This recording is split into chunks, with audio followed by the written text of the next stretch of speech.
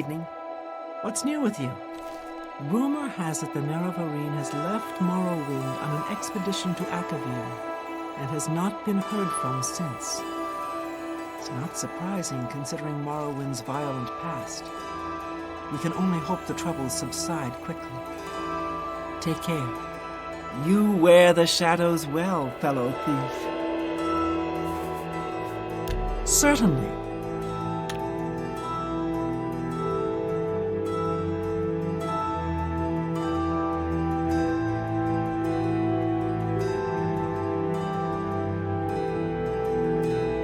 Well, I accept. Don't. That's just not funny. I accept. Don't. That's just. What a great story. That works for me. I see you're a follower of the Grey Fox, too. You wear the shadows well, fellow thief. Take your time. I won't fight. Where'd you get... Don't try to manipulate me. Shadow hide you.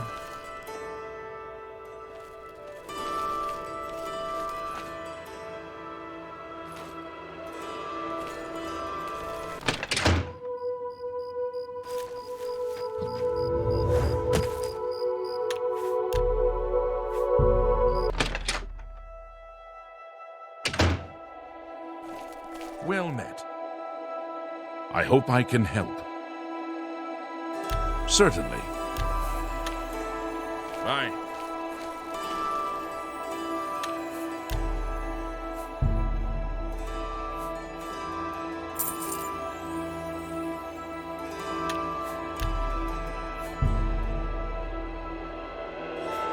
Pickpocket!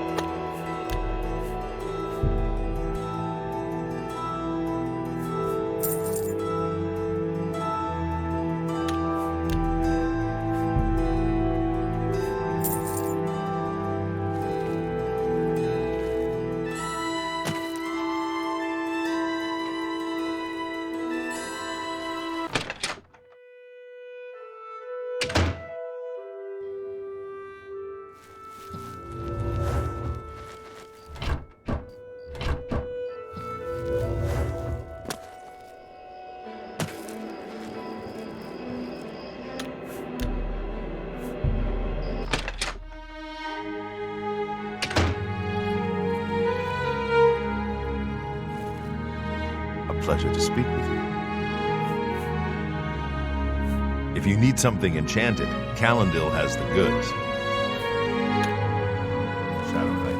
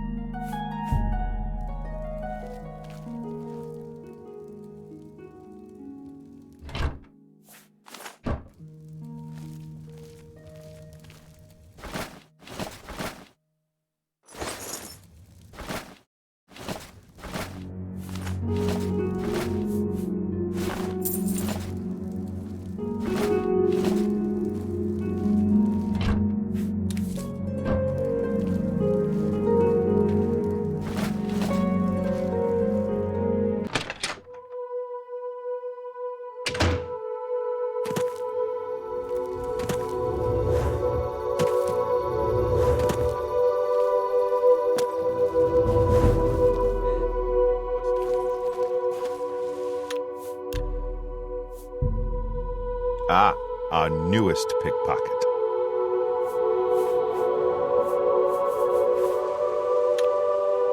Shadow hide you.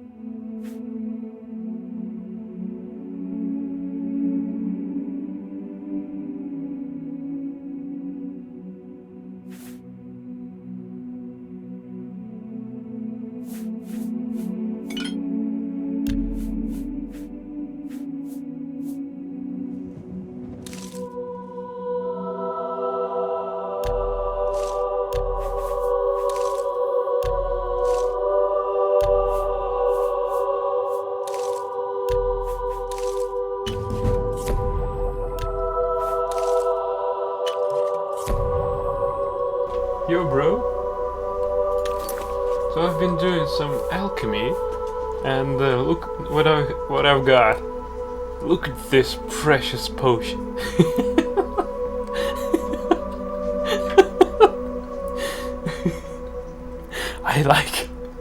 I managed to cook it with only one component, and I think it just glitched out instead of being normally prepared. So I'm gonna sell it. Do you like it?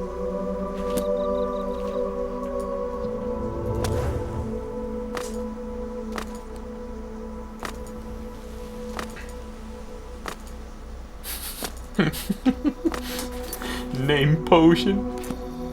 Yeah! I suppose it glitched out because it wanted, well, there is a possibility when you get 100 skill of alchemy, you can cook potions out of one ingredient, and this potion should have been one, but it just glitched out because I managed to press the button until it, well, before it turned to the state of non-hittable. Well met. Welcome to the Bloated Float. She's the finest inn on the water in all Cyrodiil. Have a look around. You won't find better prices in all Tamriel. Yeah, I'd like to sell this name potion. How about we haggle a bit? Let's say 65%. You got a great deal there. Ooh.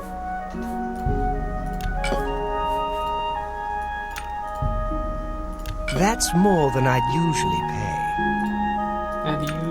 pay. That's a good deal.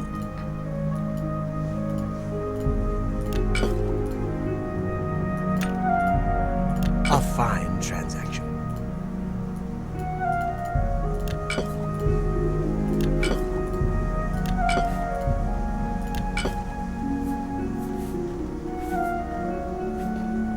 Thank you. Come again. Thank you. Farewell. Now let's try to steal it, because I want it back.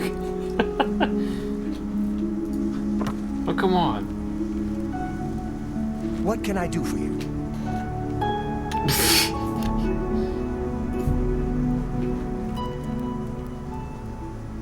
Damn you. Alright, I've got a plan.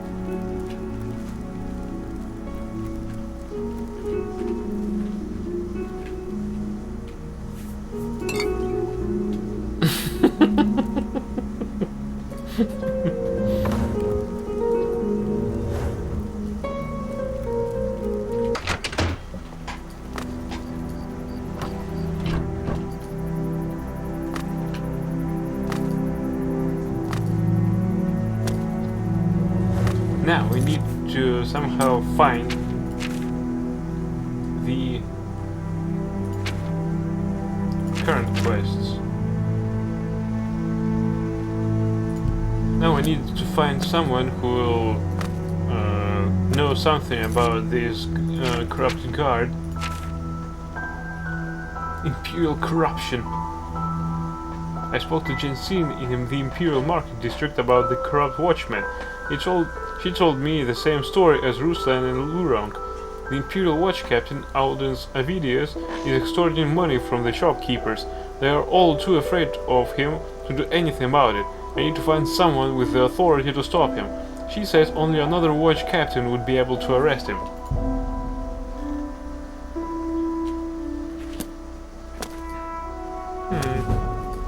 I don't see any other waypoints.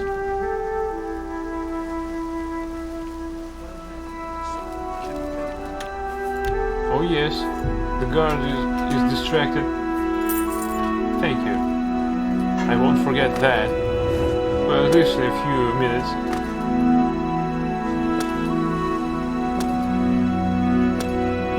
By the way, how about our level up? Do we need one? No, we don't. Good. At least in a few skill level ups. Hey, I'm a thief. Our sole enemy, well, not so, but our main enemy here is Veronimus Lex, and this guy actually is a captain of the guard, and he might be able to arrest these corrupted guardsmen. Main problem is to find him now. You filthy bitches see us. How about that? Can you see us now?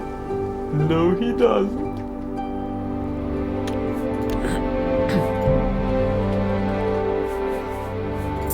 It's all over! As far as I can see, their equipment is It's all over! their equipment is constantly regenerating, so there is no point in stealing all these silver longswords. Only their money, because we don't need to stop more for unloading this stuff. Stop right there!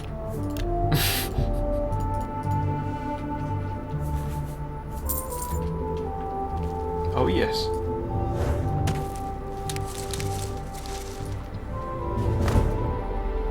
You found nothing of use. Just alteration skill increased, nice.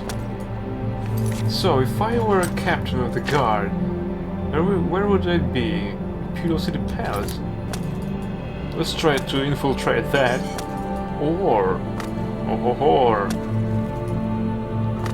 we might read another one from... another story about Baranzia, but to do that, we'll need to infiltrate the first edition shop.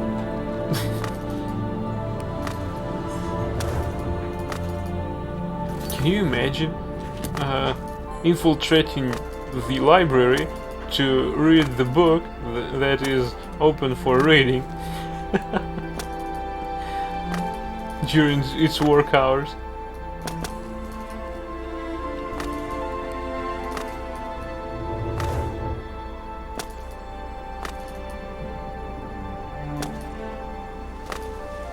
Strange, this gate is not guarded by anyone.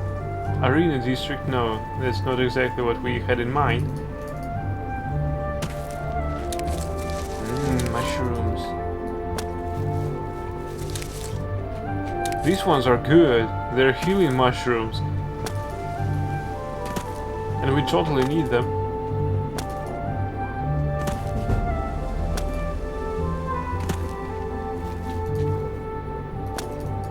Because after this last quest, we spent 3 healing potions, and we certainly need more. Damn it, we can't infiltrate it like that. This guy is in our way.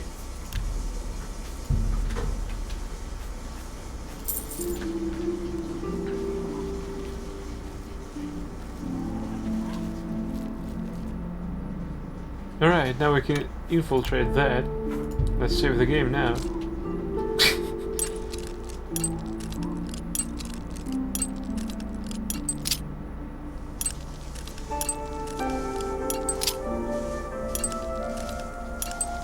Ah! Crap.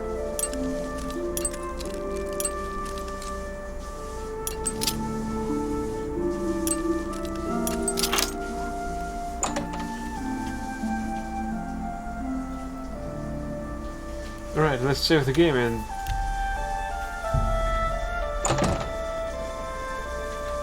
So he didn't saw us trespassing. What is it, citizen? Oh, everything is okay, Mr. Guardsman. Alright, we're in. But I think we've finished, yeah.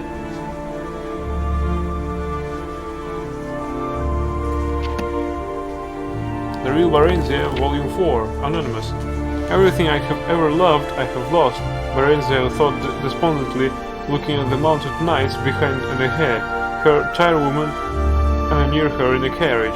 Yet I have gained a measure of wealth and power, and the promise of more to come. Dearly have I bought it. Now I do understand better Tiber Septim's love of it, if he has often paid such prices, for surely worth is measured by the price we pay.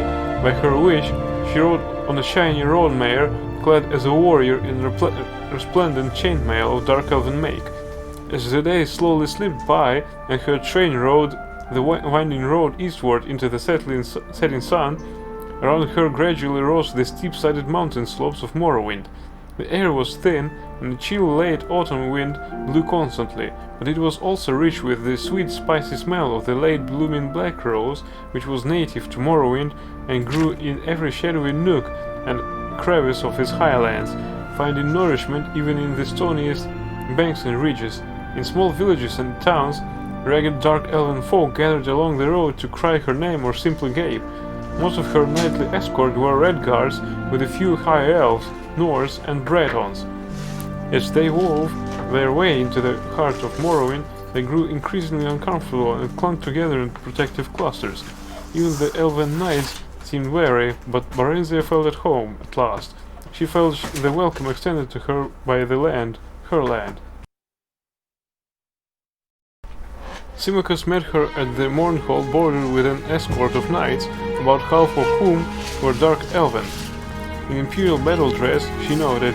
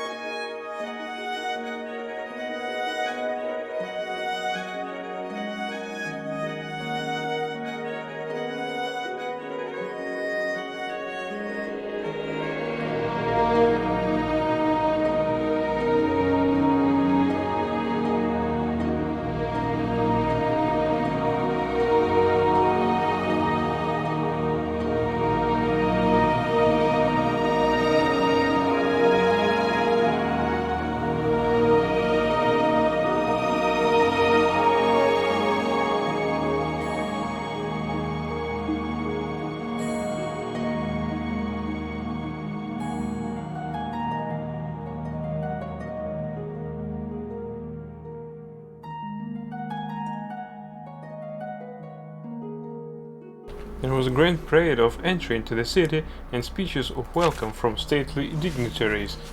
"I've had the Queen a suite refurbished for you," the general told her later when they reached the palace, "but you may change anything not to your taste, of course."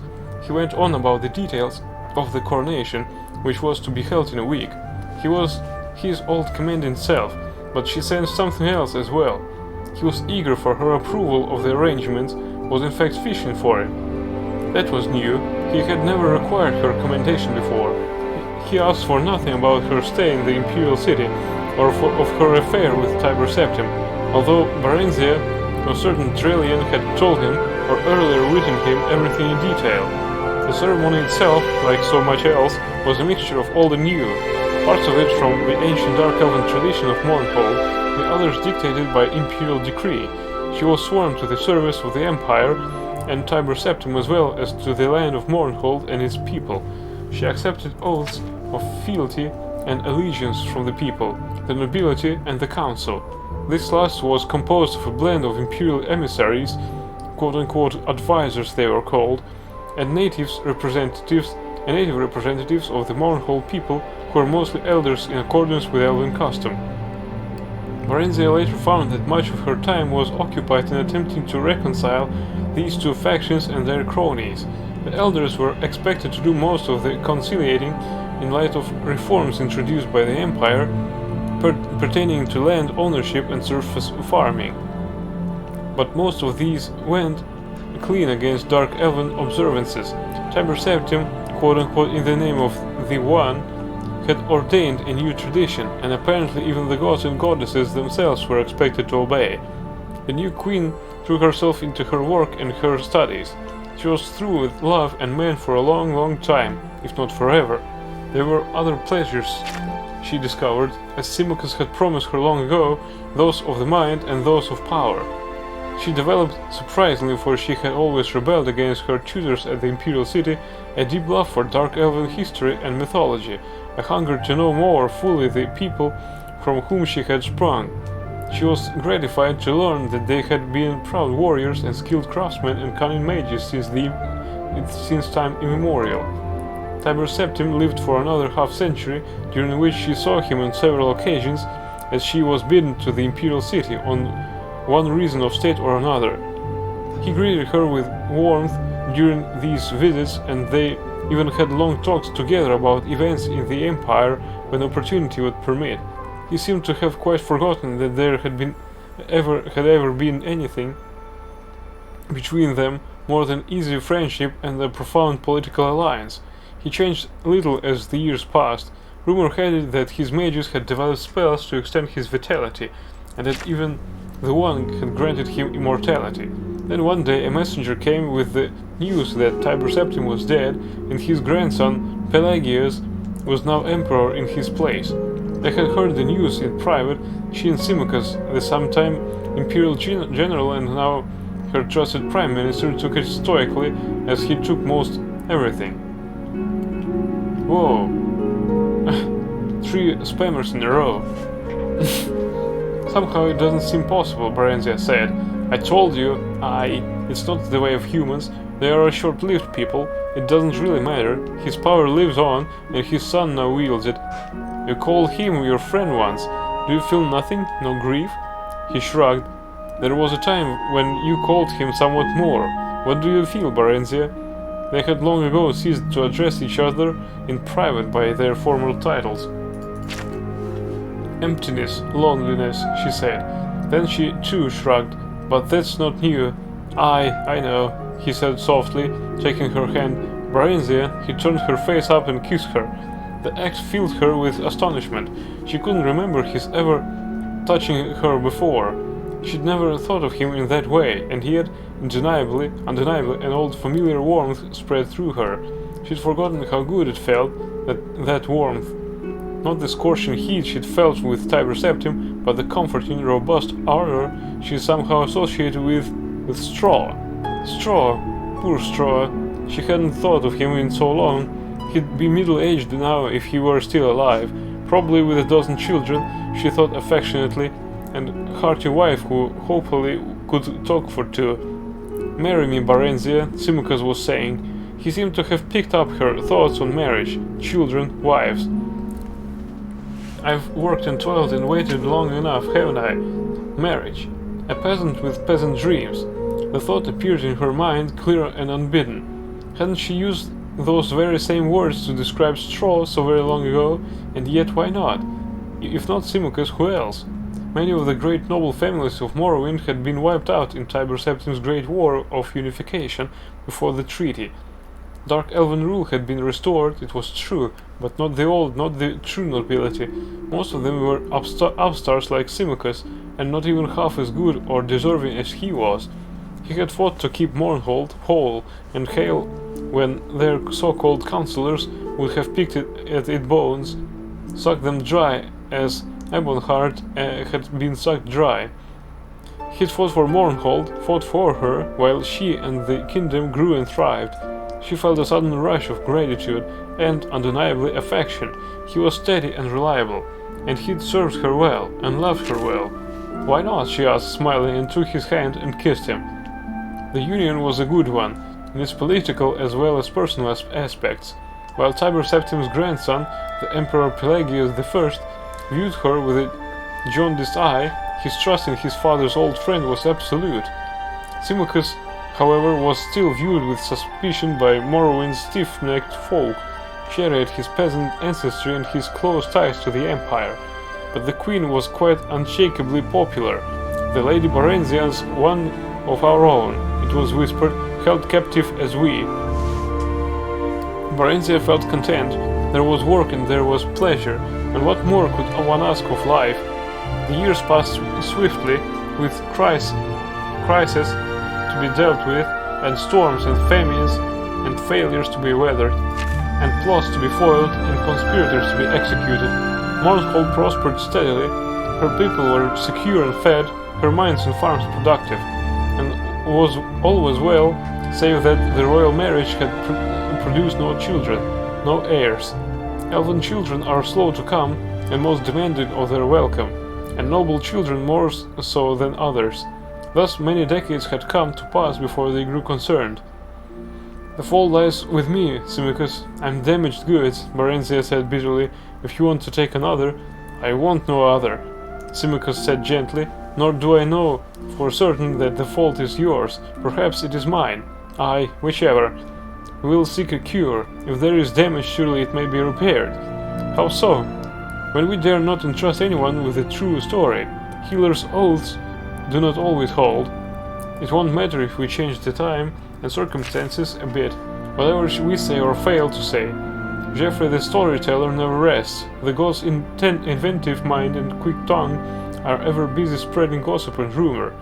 Priests and healers and mages came and went, but all their prayers, potions and philtres produced not even a promise of bloom, let alone a single fruit.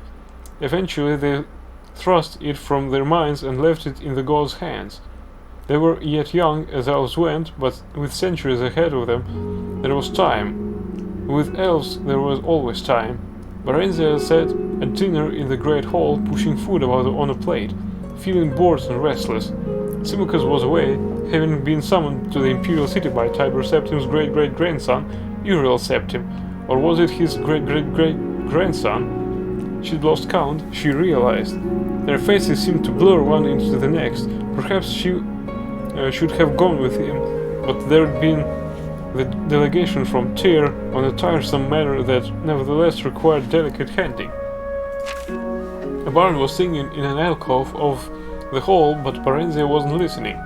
Lately all the songs seemed the same to her, whether new or old. Then a turn of phrase caught her attention. He was singing of freedom, of adventure, of freeing Morrowind from its chains. How dare he?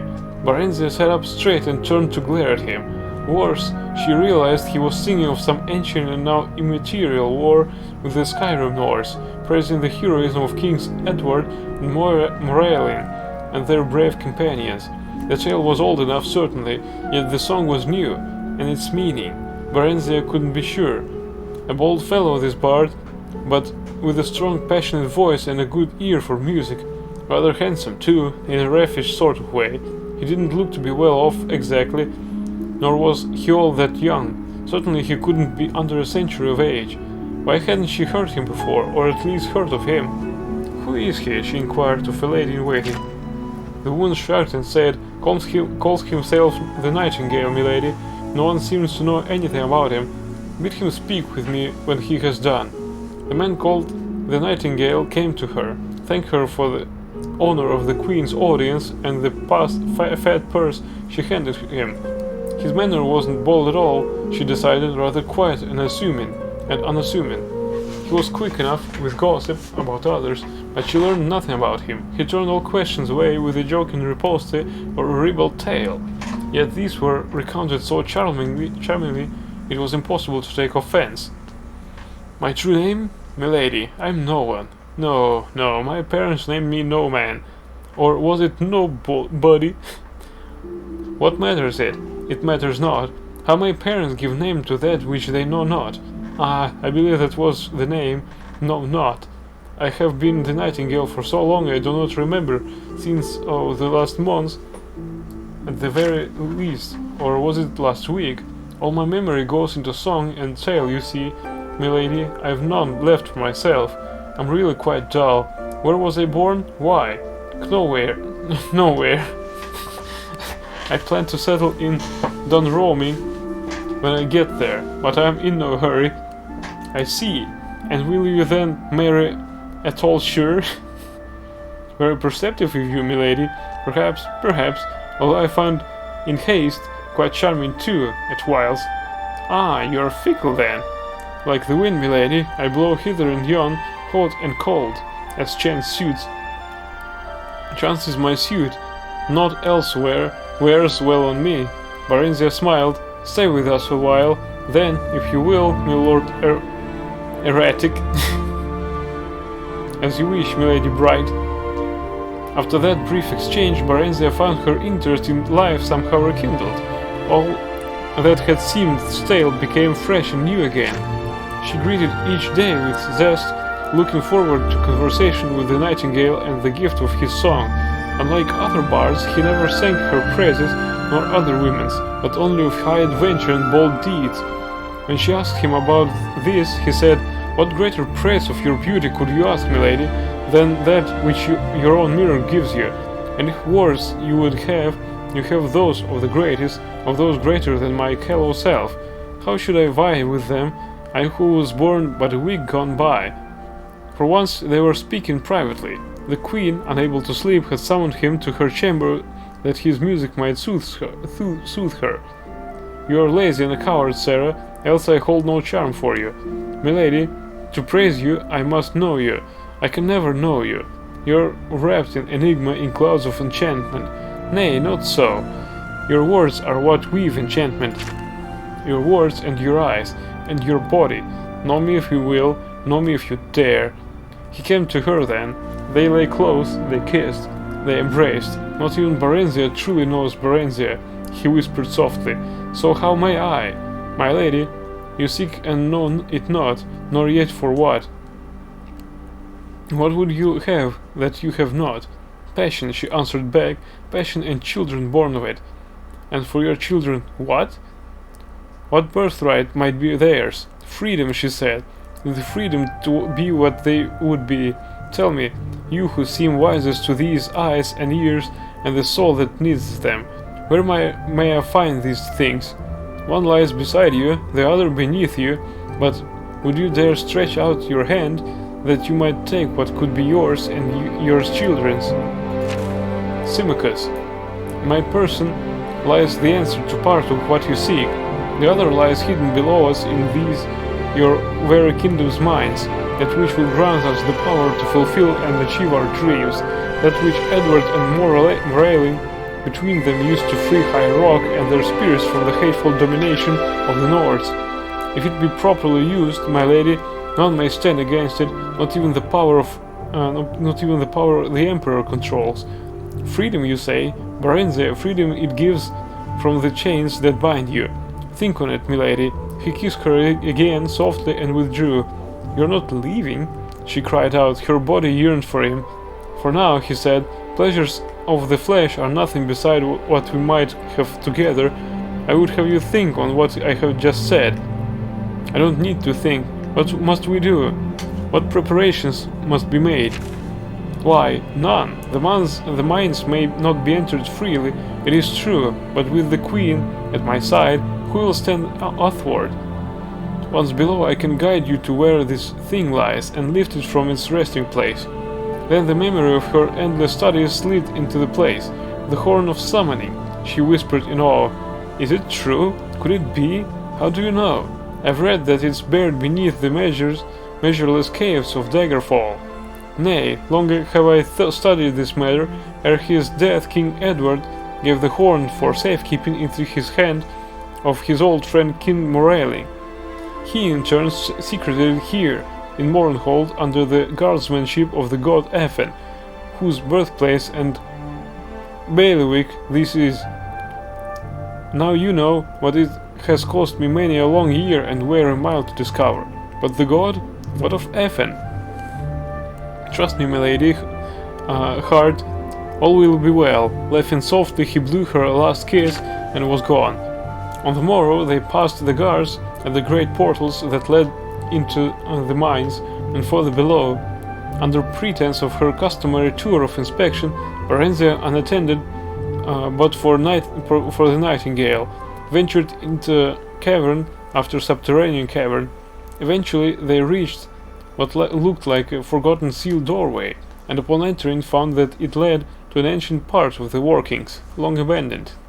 The going was treacherous, for some of the old shafts had collapsed, and they had to clear a passage through the rubble or find a way around the more impassable piles. Vicious rats and huge spiders scurried here and there, sometimes even attacking them, but they proved no match for Varenzia's firebolt spells or the Nightingale's quick dagger. We've been gone too long, Varenzia said at length. They'll be looking for us. What will I tell them? Whatever you please, the Nightingale laughed. You are the Queen, aren't you? The Lord Symmachus. That peasant obeys whoever holds power, always has, always will. We shall hold the power, milady love. His lips were sweetest wine, his touch both fire and ice. Now, she said, take me now, I'm ready. Her body seemed to hum, every nerve and muscle taut. Not yet, not here, not like this. He waved around, indicating the age-dusty debris and green walls of rock. Just a little while longer. Reluctantly, Varenzia nodded her assent. They resumed walking. Here, he said at last, pausing before a blank barrier. Here it lies. He stretched a rune in the dust, his other hand weaving a spell as he did so. The wall dissolved. It revealed an entrance to some ancient shrine. In the midst stood a statue of a god, hammer in hand, poised above in adamantium anvil. By my beloved Effen, the Nightingale cried, I bid thee awaken, Morellin's heir of Ebonheart am I, last of the royal line, sharer of thy blood. At Morrowind's last need, with all of Elvendom, in dread peril of their selves and souls, release to me that guerdon which thou guardest. Now I do bid thee strike. At the final words, the statue glowed and quickened. The blank stone eyes shone a bright red. The massive head nodded. The hammer smote the anvil, and it split asunder with a thunderous crash, the stone god itself crumbling. Varenzia clapped her hands over her ears and crouched down, shaking terribly and moaning out loud. The Nightingale strode forward boldly and clasped the thing that lay among the ruins with a roar of ecstasy. He lifted it high. Someone's coming, Varenzia cried in alarm, then noticed for the first time what it was he was holding aloft. Wait, that's not the horn, it's a staff. Indeed, my lady, you see truly at last. The Nightingale laughed aloud. I'm sorry, milady sweet, but I must leave you now. Perhaps we shall meet again one day. Until then, Symmachus, he said to the mail-clad figure who had appeared behind them. She is all yours, you may claim her back. No, Varenzia screamed. She sprang up and ran toward him, but he was gone, winked out of existence, just as Symmachus, claymore drawn, reached him. His blade cleaved a single stroke through empty air. Then he stood still and as if taking the stone god's place. Varenzia said nothing, heard nothing, saw nothing, felt nothing. Symmachus told the half-dozen or so elves who who had accompanied him that the Nightingale and Queen Barenzia had lost their way, and had been set upon by giant spiders. That the Nightingale had lost his footing and fallen into a deep crevice which closed over him. That his body could not be recovered. That the Queen had been badly shaken by the encounter and deeply mourned the loss of her friend who had fallen in her defense. Such was Symmachus' presence and power of command that he slack-jawed knights, none of whom had caught more than a glimpse of what happened, were convinced that it was all exactly as he said. The Queen was escorted back to the palace and taken to her chamber, whereupon she dismissed her servants in waiting. She sat still before her mirror for a long time, stunned, too distraught even to weep. Symmachus stood watching over her. "Do you have any idea at all what you have just done?" he said finally, flatly, coldly. You should have told me," Barenzia whispered. "The Staff of Chaos. I never dreamed it lay here," he said. A mewling escaped her lips and she doubled over in despair. "Oh, what have I done? What have I done? What happens now? What's to become of me, of us?" "Did you love him?" Yes. Oh my Symmachus, the gods have mercy on me, but I did love him. Did. But now, I don't know. I'm not sure.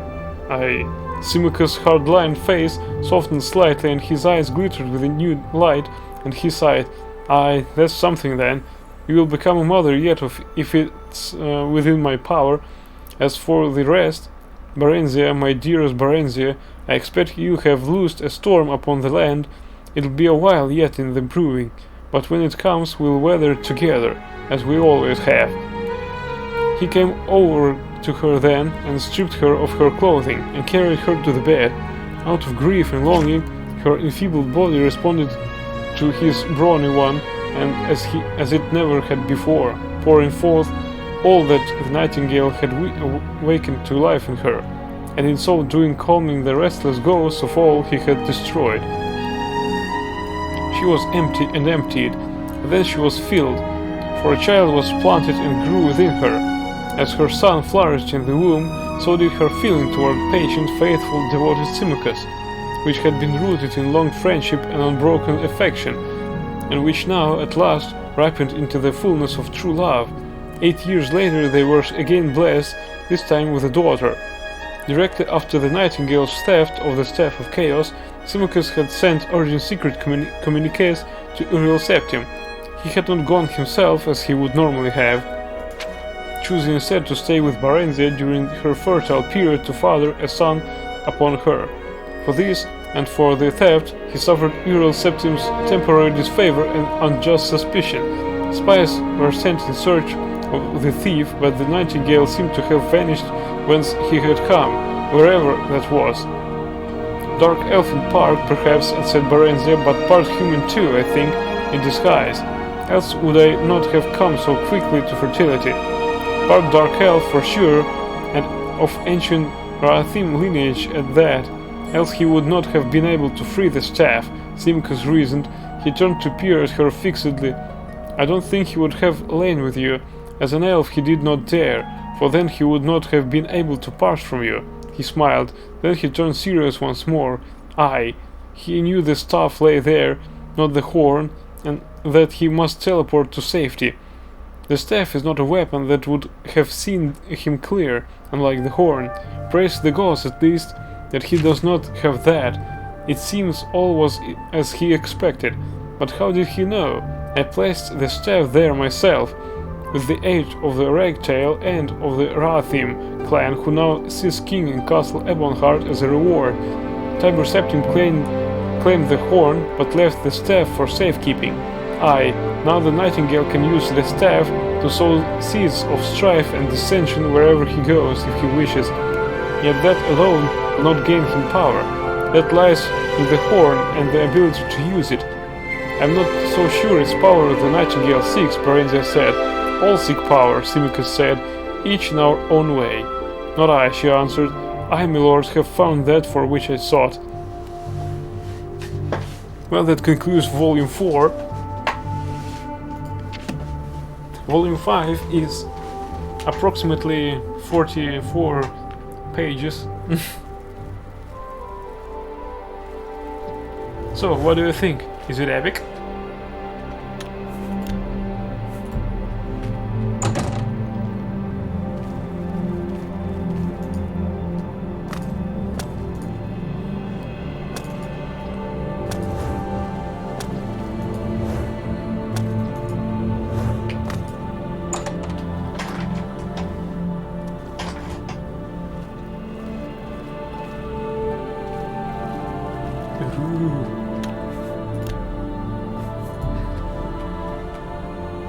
What do you think you're doing?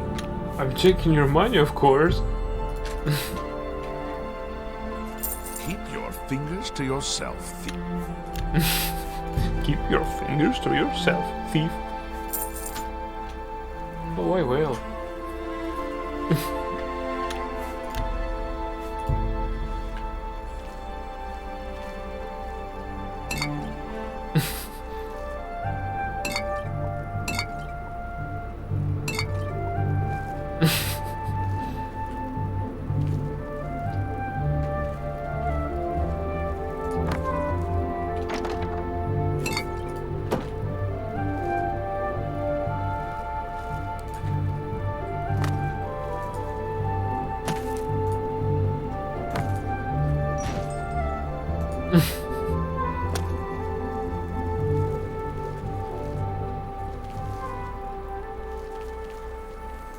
Can I drag you there?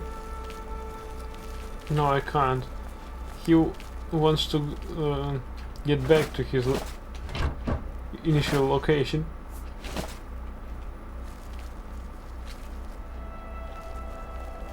Right, let's try to do what we came here for. And that is finding Thornir.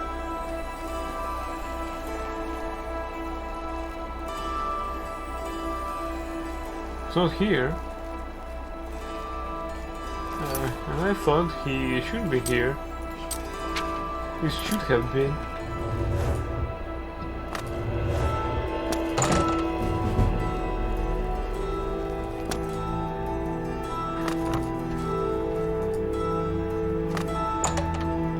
Maybe he has his own house. Let's take a look. Mystic Emporium, Slash and Crash, Divine Elegance, Stonewall Shields, Discount Spells, Sewers, Coin Purse, First Edition, Fighting Chance, Main Ingredient, Red Diamond Jewelry, Feedback, Warehouse, which is new merchandise, Warehouse, Black Horse Courier, Office Imperial Commerce. Probably not here. Maybe in the Elven District.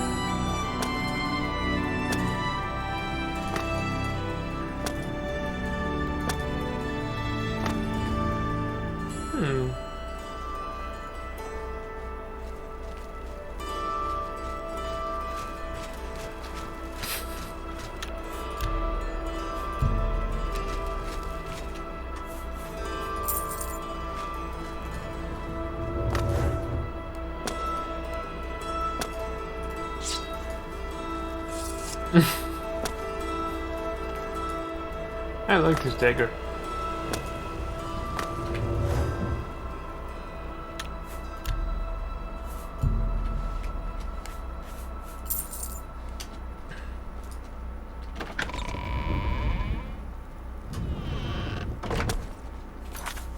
Alright, let's scan it. Othrelos, Marin Caturis, Tortisis Favonius, Guardhouse, Ida, Dovin, Utherborg Boarding House, Roderick Piran, Rajan, Elven Garden Sewers, Minesina, Castle Just, Fathias Ulas, Umac, King and Queen Tavern, Cyrenin, Simtav, Ravine Metic, Adrian Decanius, Duke Grochot.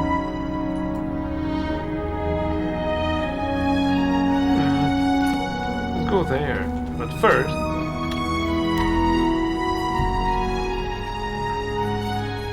Stop right there, criminal scum! Nobody breaks the law on my watch! I'm confiscating your stolen goods. Now pay your fine! You won't confiscate a thing. All that I own is a stolen goods.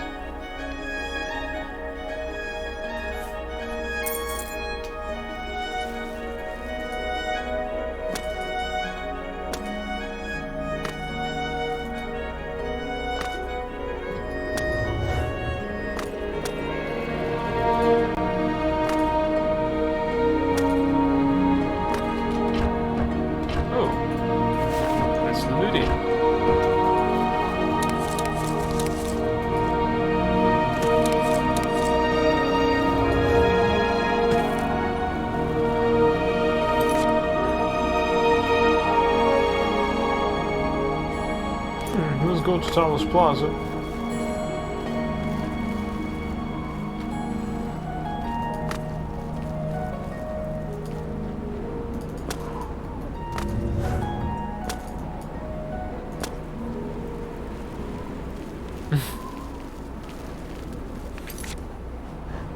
Black Horse couriers moved along.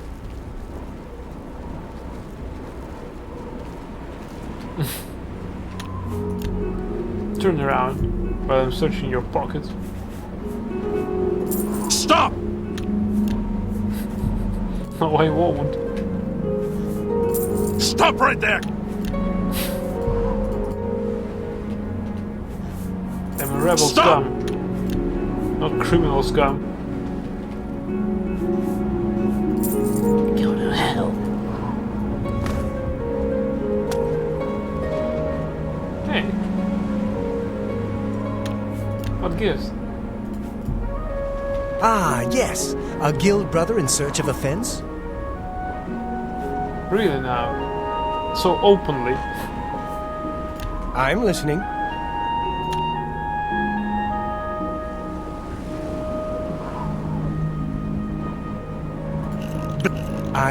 What?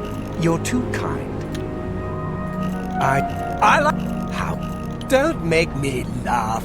That's not bad. A lot of mages swear by reindeer staffs. Shadow hide you. Okay. James, it's raining here. Take it.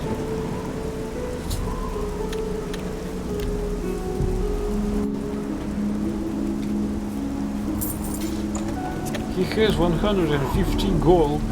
I can't pass at this opportunity.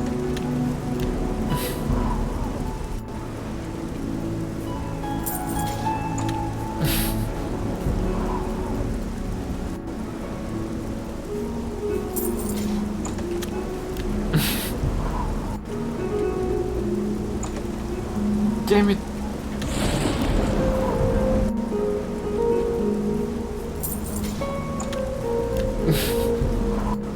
He swears while teleporting.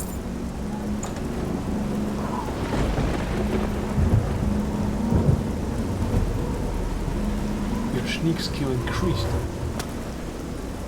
What weather? Alright. We're going the wrong way.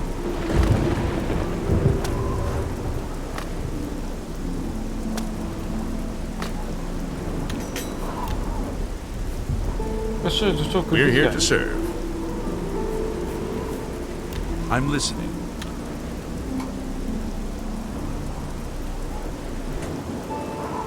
What? No? Sure? I doubt it. Don't. Good one. I doubt it. Yes. That's. Not now. Not later. Not ever. What? Don't. Please. I'm sorry. Don't. No. Sure? I doubt it. No more. What nonsense. I doubt. Good one. I. What? Yeah, I get it.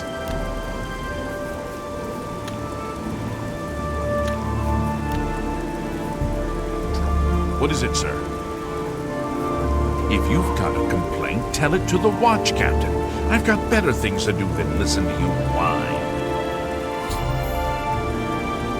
Where I can find the watch captain? Go see Hieronymus Lax. He's a pompous fool, just like you. He might listen to your complaint. Carry on.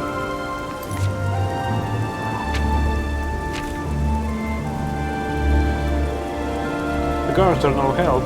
Any complaints about guard activities are to be taken to the guard captain. Of course, Odin's Avidius is one of the guard captains, so that won't work. I could try talking to one of the other watch captains.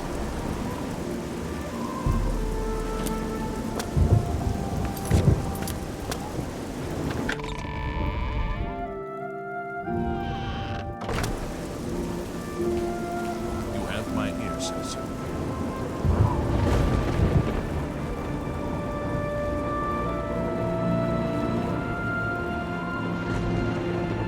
What the hell he wants from me?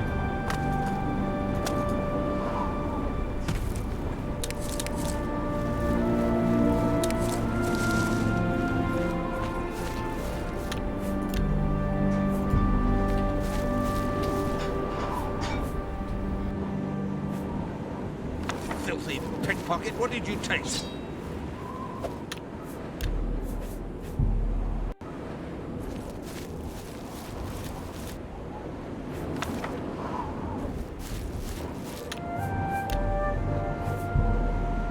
It's mine now.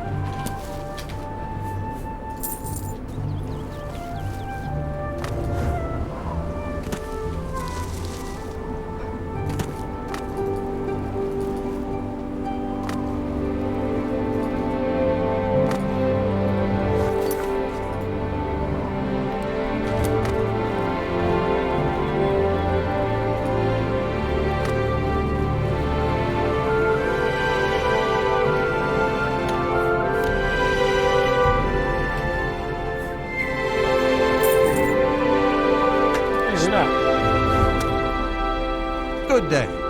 G'day. Uh-huh. Whatever you say.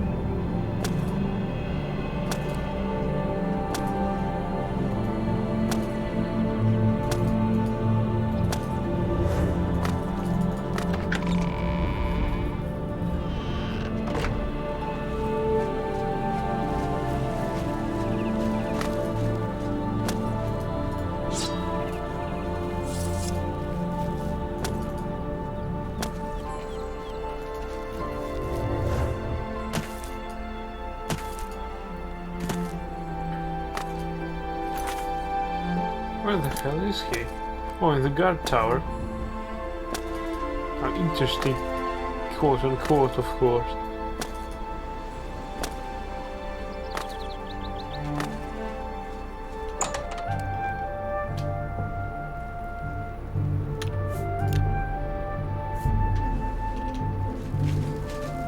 Hail, good citizen. How can I be of service? You can. And you will be. Sir?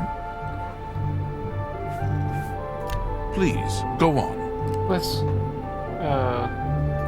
level up his disposition towards us. Not bad. Not bad at all. You're good. I don't have time for this now. The Grey Fox is on the loose. Take this problem to Itius Hain. He's also a captain of the Imperial Watch. Alright. Truth is, I don't care about this truth anymore. good luck with Itius.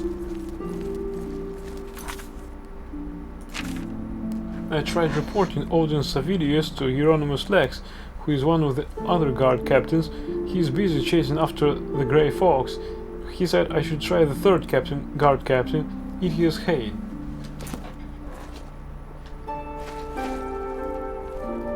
Damn it. Alright, yeah, I really could steal something from here. Speak.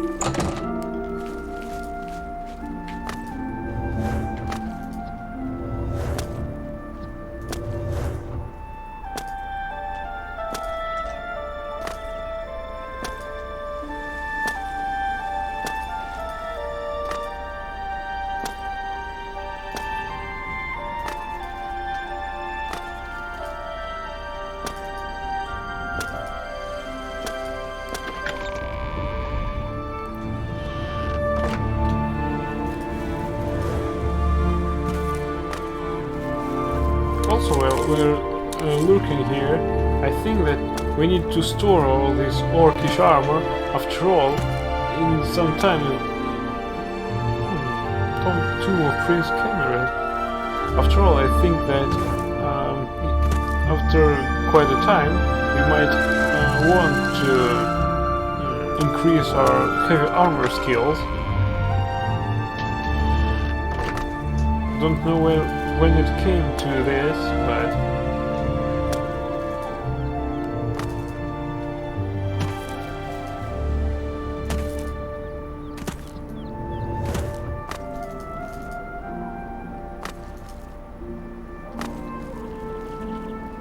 the foaming flask. Not right now. We need to be sober to complain about the captain of the guard. Hey. What do you say, pal? Seen any action? Got called in on a murder. There's been some talk. Some of the men think it was, the Dark Brotherhood. Well, things are bound to get worse before they get better. They always do. Keep your eyes peeled for trouble. Can I help you, citizen? Yeah, let's increase our Go ahead. disposition first. You... what? I will... Not funny. Not even a little bit. Oh, what? Get away from me. I will... Get... You... Goodness. What can I say? Please... Well, you... That's just talk. Not... Is that... Well done. Is... No. Not funny. Not even a little bit. A short stay in our lovely Imperial prison should cool your enthusiasm for a life of crime. The drunk tank, in particular, has a unique aroma. What are you imposing? Emperors have been assassinated. A short stay in our lovely Imperial prison. These are very serious charges. If you can get 2 witnesses to testify against Alton Servidius, I'll arrest him. Otherwise, I can't help you. Oh. I hope your witnesses are willing to come forward. Me too.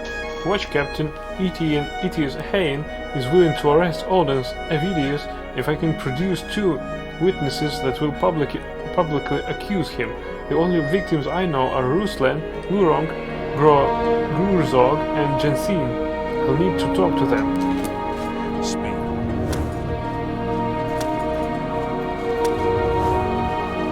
You have a nice sword. Can I keep it?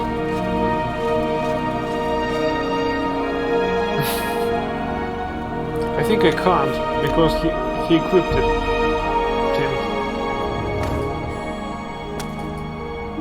I think after this quest we will need to somehow kill him.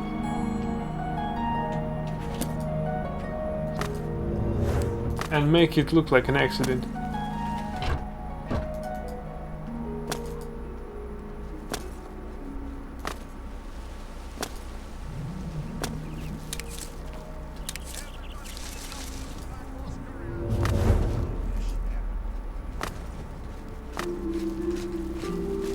Yes, yes, yes.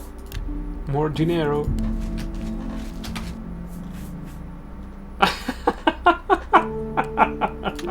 Stop! We already picked his pockets. Good times.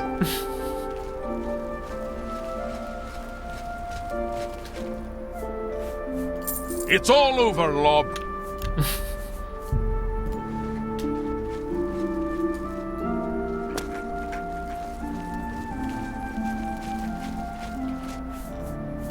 Stop it!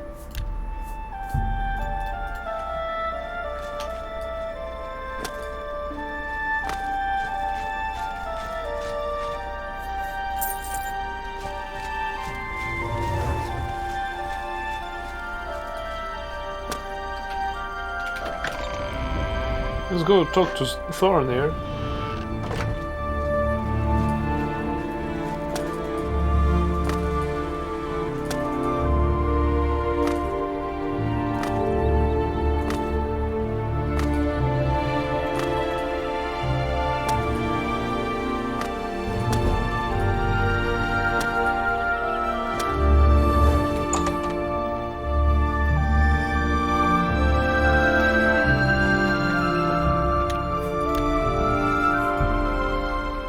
able to stop Agamir?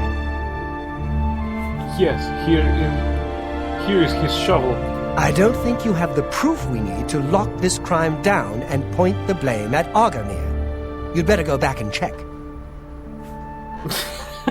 Shovel is not enough? What can I interest you in? God damn it.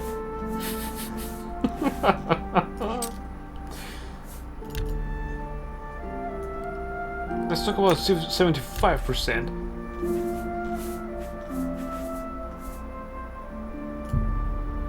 You're trying to drive me out of business. What? You're trying to drive me out of business. I'm trying to help you.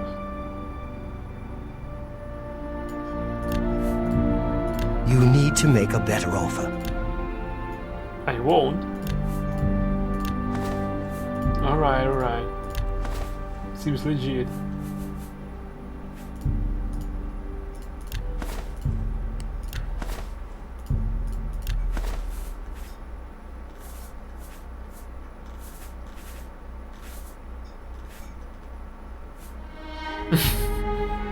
A fine transaction.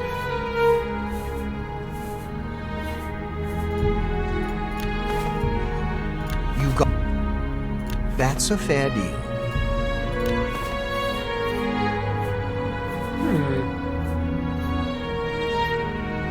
I think we should keep those for their defense rating, and that we might need them in the future for leveling up the required skills for heavy armor. A pleasure to serve you. We need one more piece of evidence to make Agamir's guilt complete. What is that? Damn it.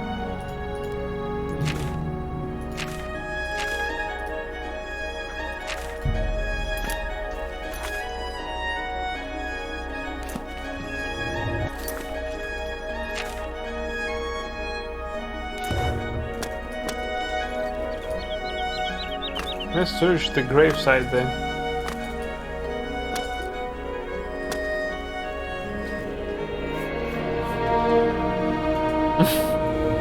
Nothing here. Is there a problem? Yeah, you don't have any money Yes. left in your pockets.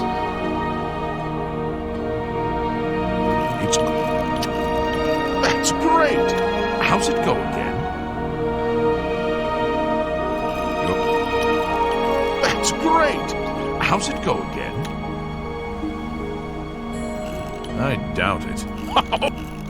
What a fool you are.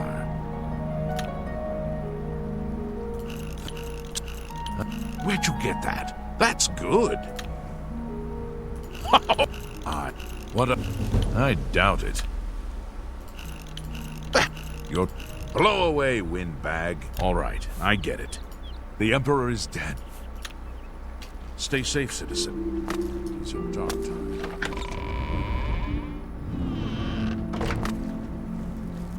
Damn it, we'll have to search this tomb again. But at least if something is still there, we can try to pick up our spent arrows.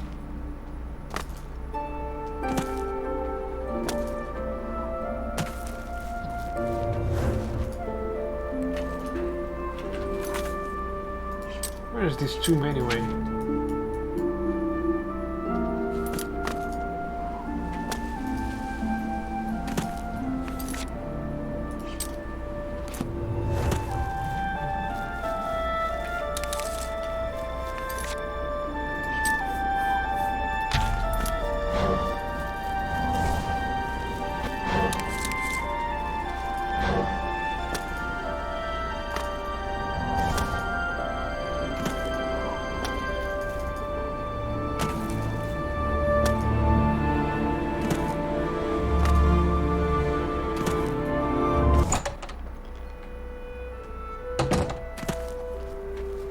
Alright, let's search it again.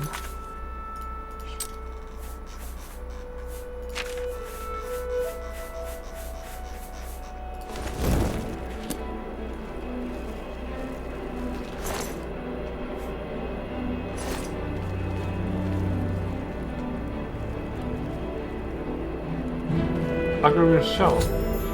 I've acquired Agramir's shovel, still damp with the fresh earth of the open grave.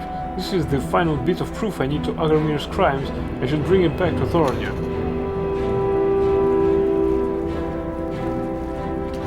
Wait, isn't that Agramir's body is not enough?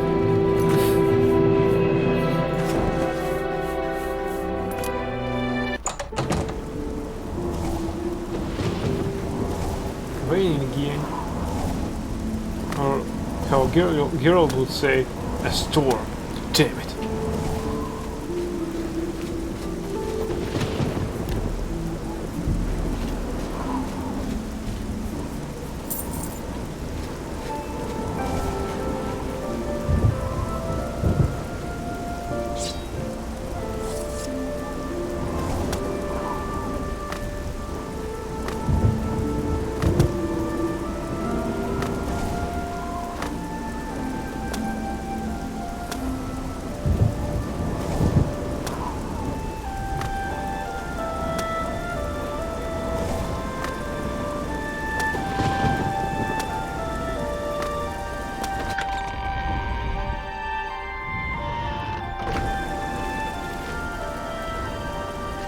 Greetings to you.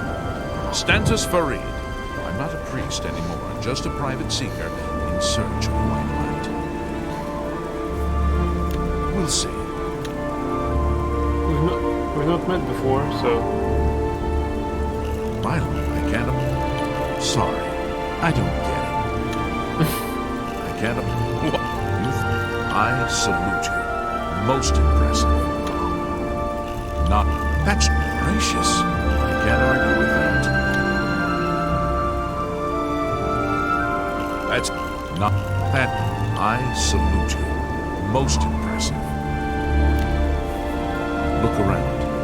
Count the true believers. How many of these people really have faith? It's easy to have faith when everything's fine. Good day.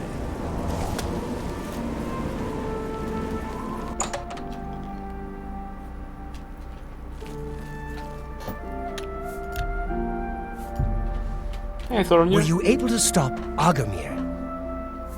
Yes, here's his shovel. Then we can at last rest. I feared had he somehow bested you, I'd be next. It is fortunate that your skills exceeded his. I've come to some decisions. I intend to donate all of the money I have made, as well as what is left of these stolen items, to the temple. I also want you to know that I had a long discussion with Jensine, and I have decided to join the society. I realize you risked your life to give me a chance, and Thorinir never forgets things like that. Accept this ring as a humble reward. It's the least I can do to say thank you. Now, don't be a stranger. The copious coin purse is still in business. Weather War Circle is added. Let's talk about your inventory.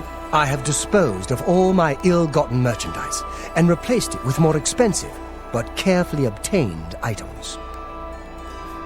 Let's talk about rumors. Samuel Bantian used to be a wild one. They say he used to be quite the locksmith. Tell me more. Have a look around. You won't find better prices in all Tamriel. Yet, your disposition towards me haven't increased. You little bitch.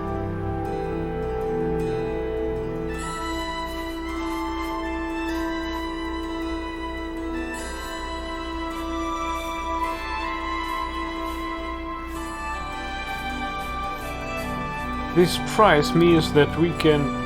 that it just exceeds his limit. Well, probably.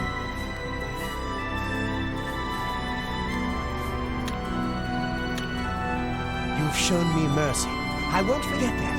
Thank you. Yeah, will you witness against a corrupt god? Because we're really short on the witnesses.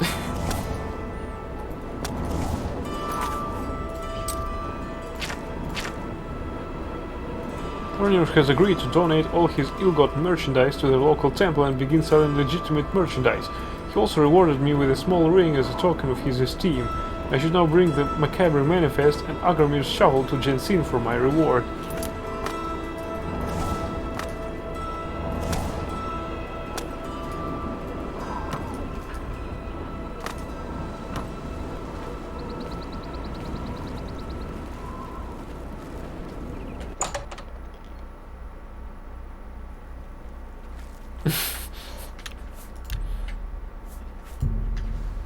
I have been anxiously awaiting your return.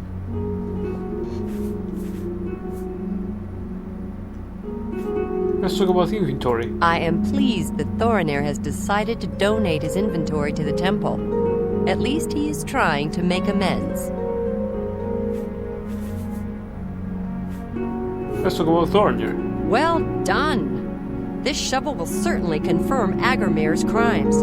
Along with the manifest, it should prove useful to the City Watch. In your absence, Thorinir visited and we spoke at length about his role in this scheme. I believe him when he says he didn't know Agramir's sources. He told me of his intentions to donate all of the money and inventory to the local temple. He also agreed to buy and sell merchandise at fair prices. Last but not least, he's officially joined the Society. I am taken aback by his honest intentions.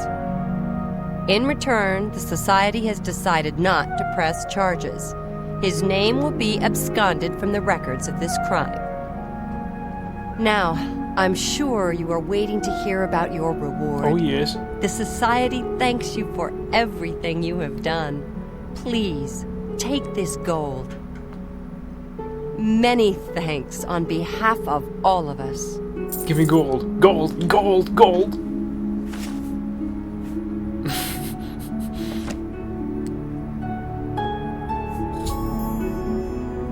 Quest completed, unfriendly competition. Let's talk again about Thorinir. I'm mature enough to admit I was mistaken about Thorinir. He's a welcome member of our group in the Market District. Alright. What rumors do you have? My cousin says the beggars all work for the Grey Fox. It's rather frightening. Tell me more.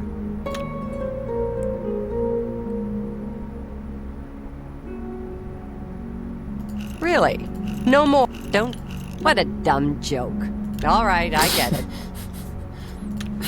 What a dumb joke. Alright, I Let's keep get my it. problem with Audens just between you and I. What? You don't want to testify against See him? anything you like? You want me to publicly accuse Audens Avidius of corruption? I'd sooner swim naked in a pool filled with slaughterfish and mud crabs. Let me see that. Hey, It's been a pleasure doing business with you. but not likewise. See anything you like? Yeah. Your I testimony. offer the finest goods and the lowest prices in all Cyrodiil.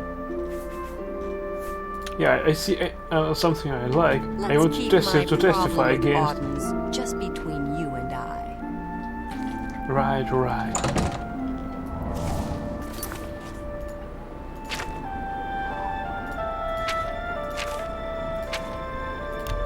Jensen awarded me a bundle of gold on behalf of the Society of Concerned Merchants for restoring the economy of the Market District to its rightful place.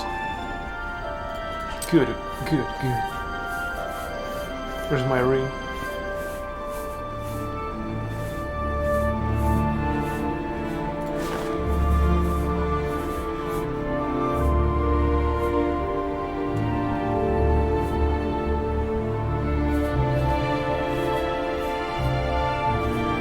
Alright.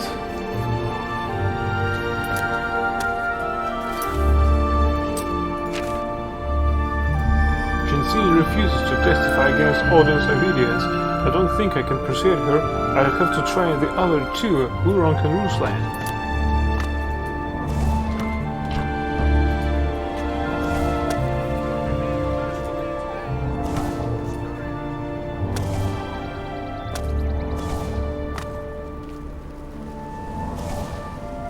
The feedback.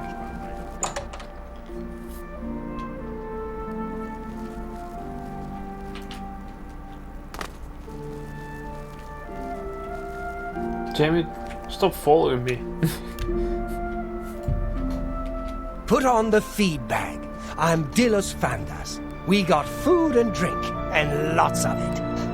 Lots of it, yeah, that's what I like. Yes? Why so... Which? Why Don't your disposition you win is this so low? one.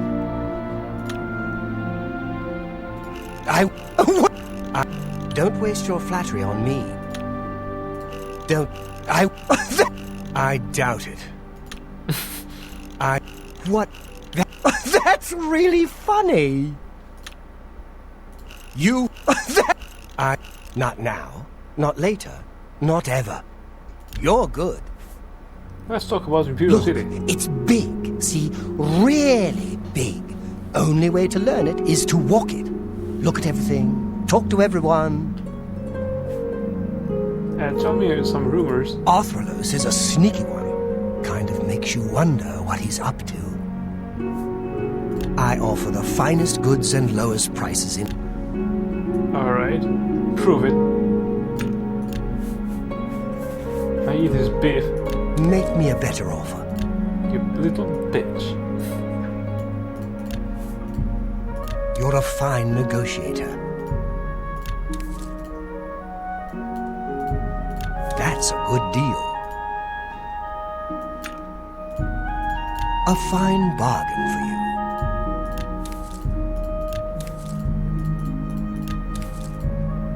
A bargain at any price. I wouldn't make that deal with just anybody. Alright, disposition 80. Pleasure doing business with you.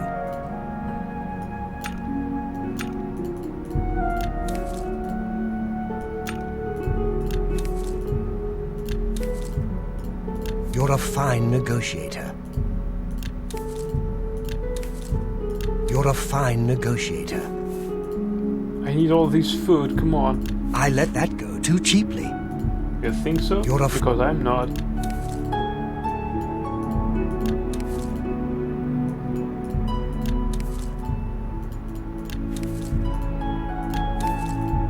I let that go too cheaply.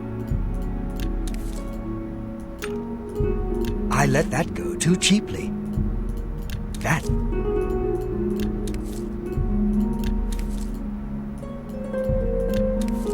I'm interested in how much gold I have to pay to him until his disposition towards me raises. Because I really know that by buying his goods, their disposition raises towards me. But for how much and how much should we buy, I don't know. Thank you for your patronage. Take your time. What? You've got a point. I see. Farewell. God damn it.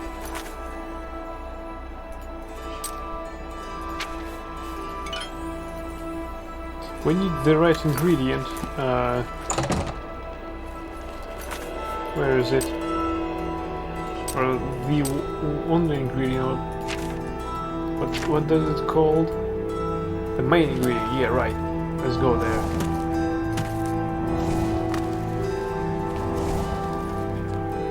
Cicero.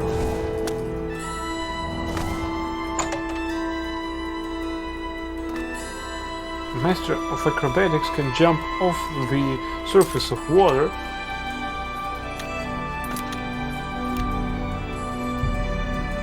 Any friend of the society is a friend of mine. Have a look around. Oh, We'll see. but your disposition is too low towards me. Really?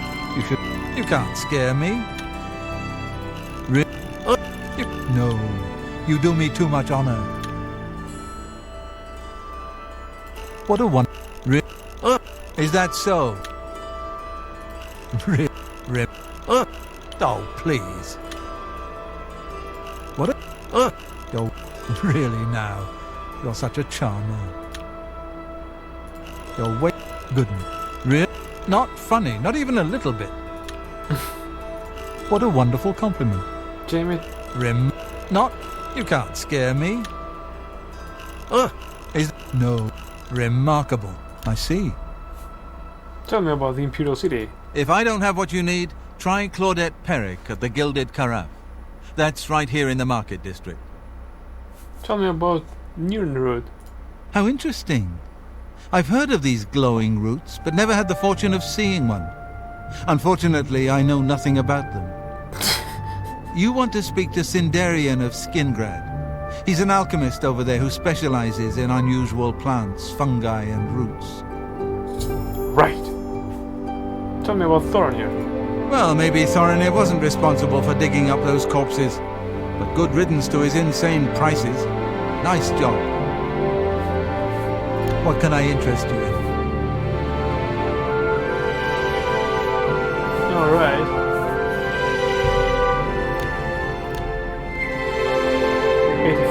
Let's try to go for 70. You don't expect me to make that deal, do you? Actually, I was expecting you to make that deal. You little bitch. I can't make that deal. Fuck you. Fuck you, fuck That's you, a- fuck you, fuck you, fuck you.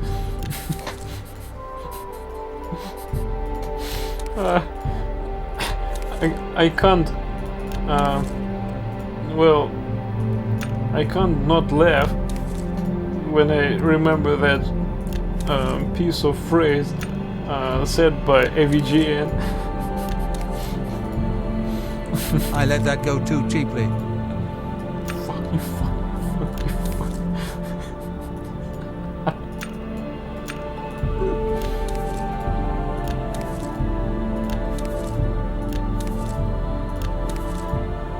A fine bargain for you. I let that go too cheaply. You drive a hard bargain.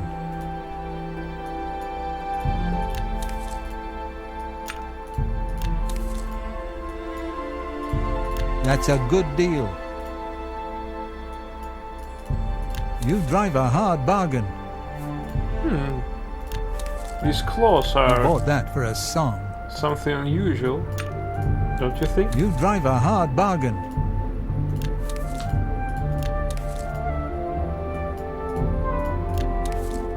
How about our disposition? Still 83?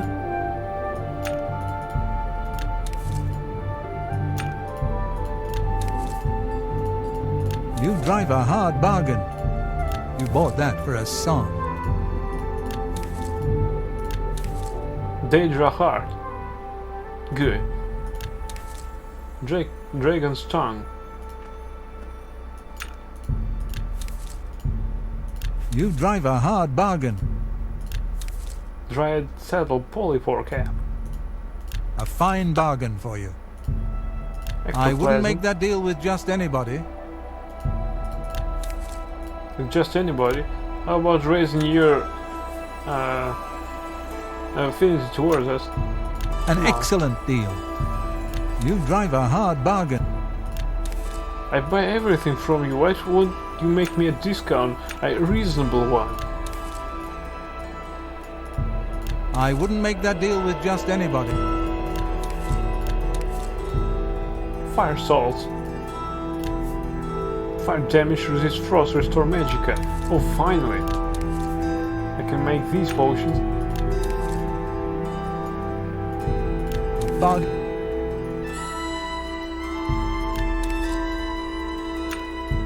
Pleasure doing business with you. Ginkgo leaf.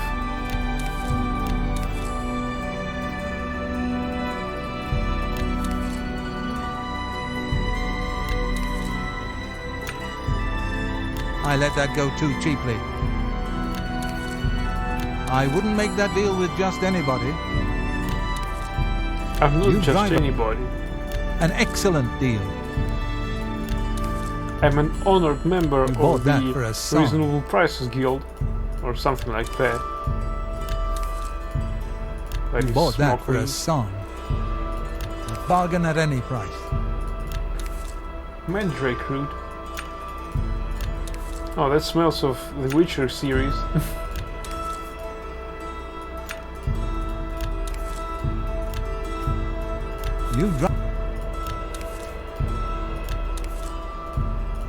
Pleasure doing business with you. Give me a discount already.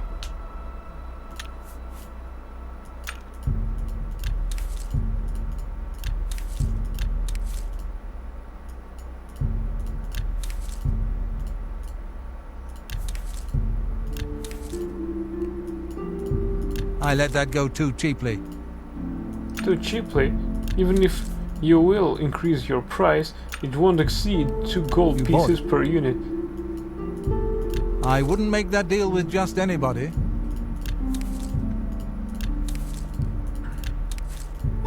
I wouldn't make that deal with just anybody. Is it Mirror here really has lots of But- ingredients to buy? I wouldn't make that deal with just anybody.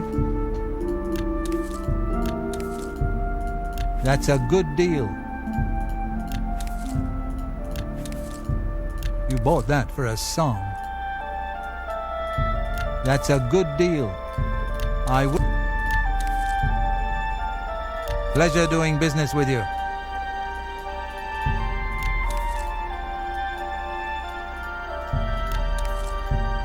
I wouldn't make that deal with just anybody.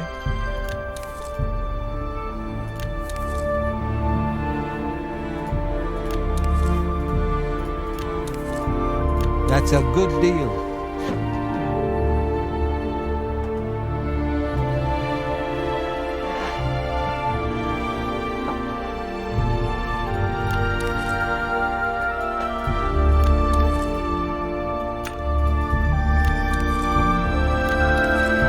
Write something in chat, please. I've seen a message that we're connecting to chat. You drive a hard bargain. Viper's Bugles leaves. Oh, finally. A fine bargain for you. He's out of goods. I appreciate your business. You too. Crap! Look at all that.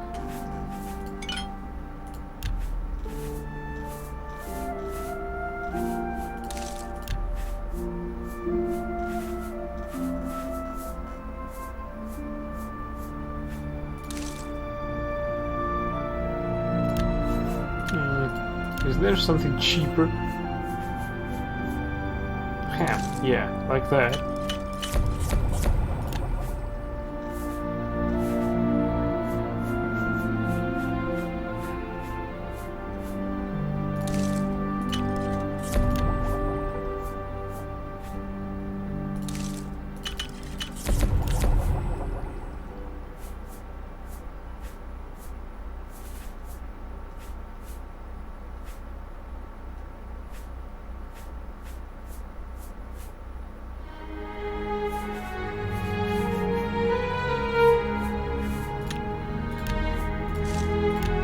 Let's see if we can make some Restore Magica items.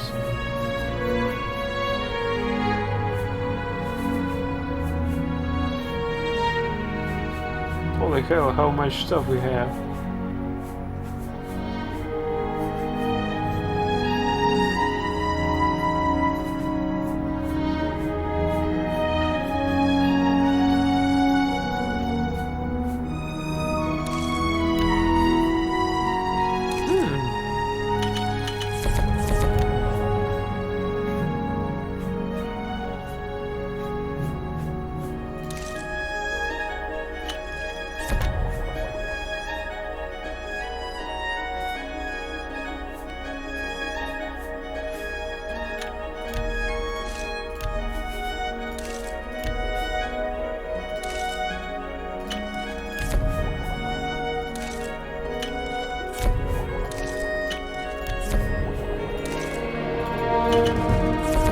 Your alchemy skill increased. You should rest and meditate on what you've learned.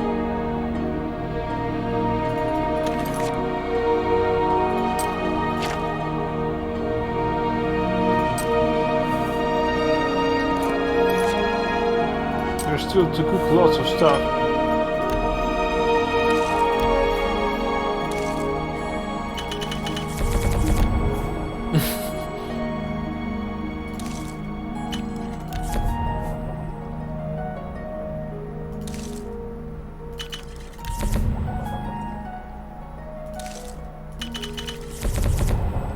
I created the nameless potion, yay!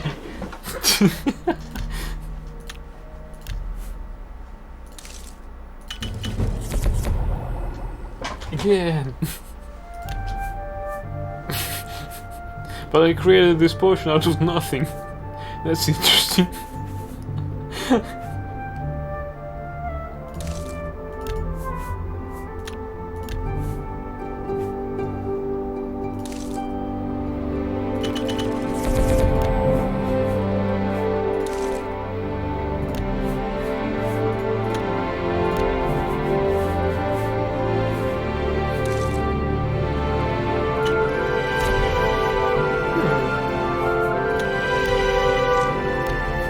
Stop wasting that.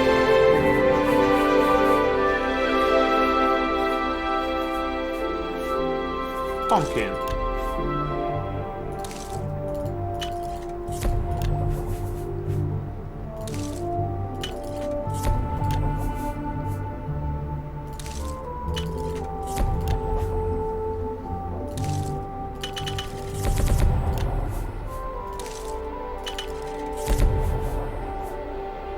Bergamot seeds.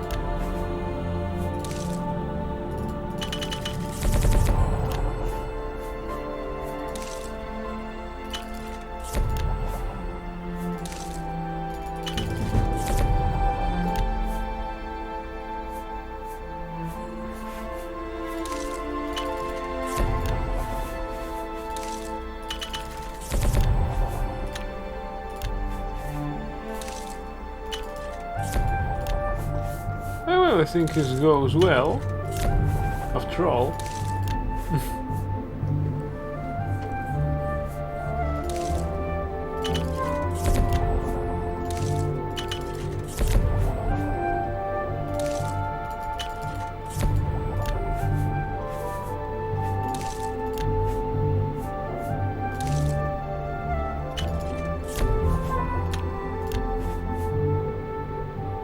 Shock damage.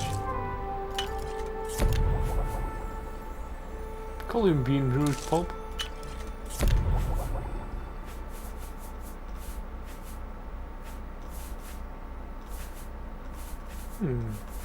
Sweet roll.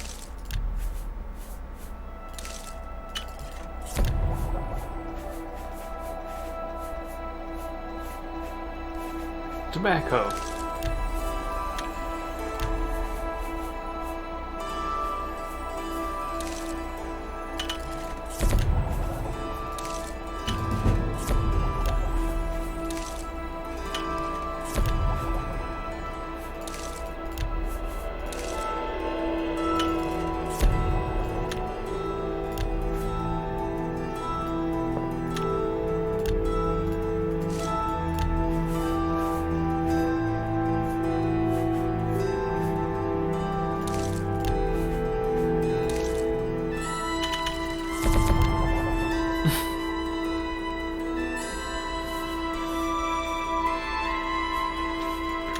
Let's see. Yeah, we'll flatten up a bit. Let's sell Any something friend to of the society is a friend of mine. Have a look around. Sorry, I changed my mind. We have to cook some more. Seeing you. See ya.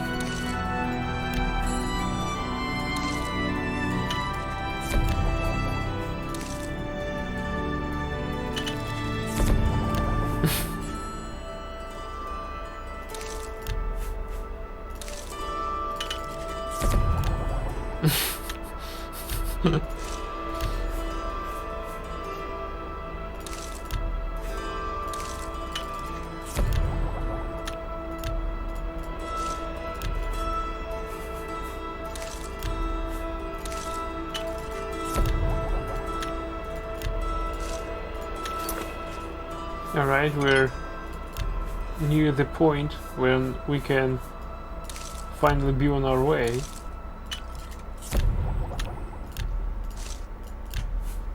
I hope so, at least.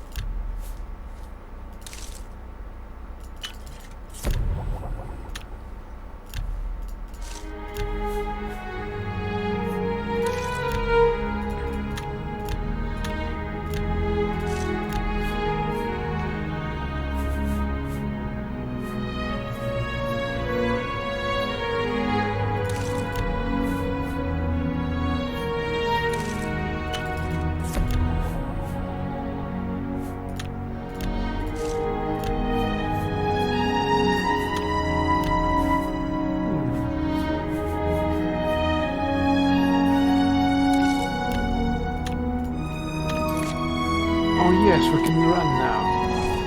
Bye, sucker.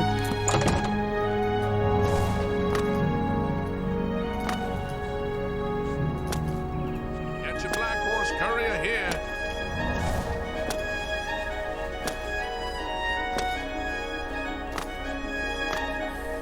Now it's our turn to become rich. And hopefully famous.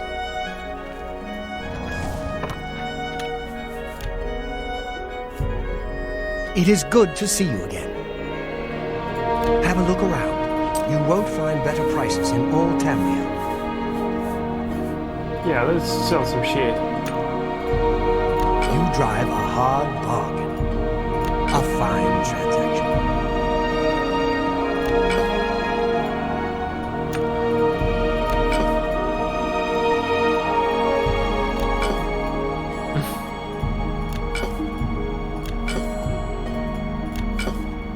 Cure disease. Cure poison. No, we don't need it like that. Damage health.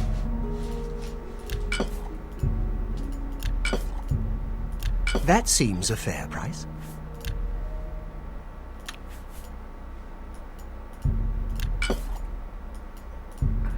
That's a good deal. Finally, our mercantile skill increased after so many purchases and sellings. An excellent bargain.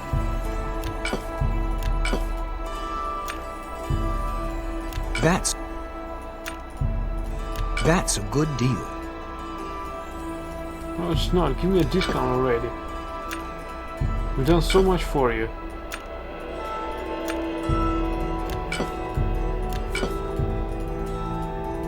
You've made a good bit of gold. I need more.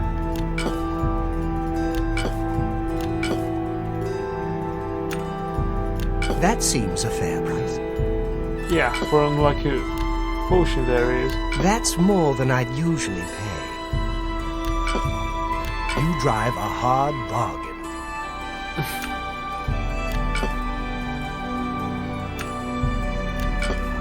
Damage personality.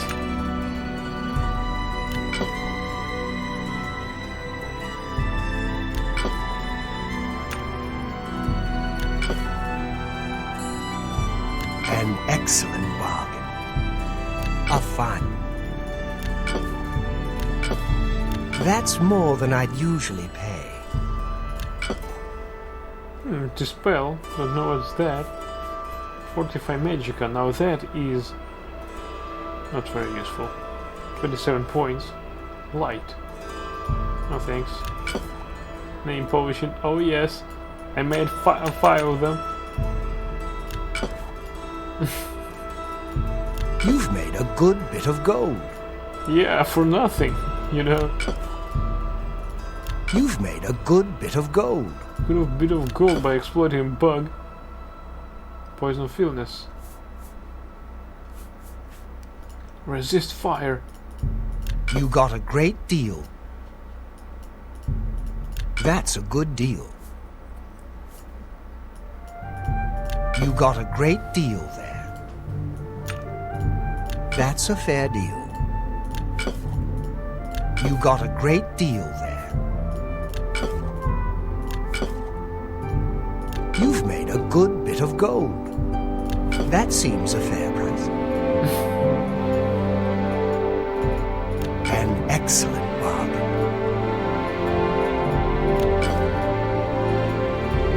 That's a fair deal.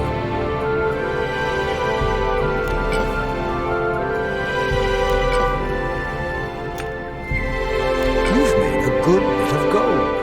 I need a bit of gold. I need lots of gold now. Negotiation, bargaining, dickering, haggling, they're all a means to an end. Getting the best price for your goods. You are now an apprentice of mercantile. The damaged condition of an item is no longer a factor when you sell it. That is a small gain, but still. An excellent bargain.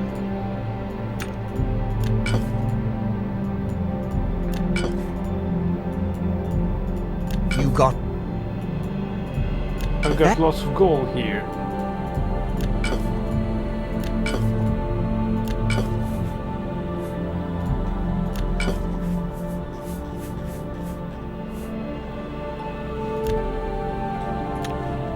I appreciate your business.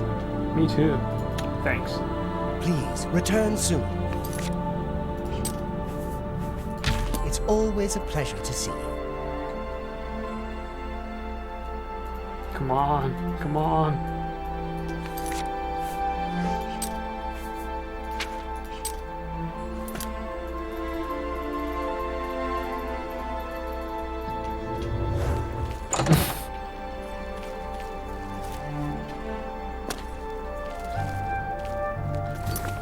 Alright, now for our quest. Pure corruption. A coin for an old beggar.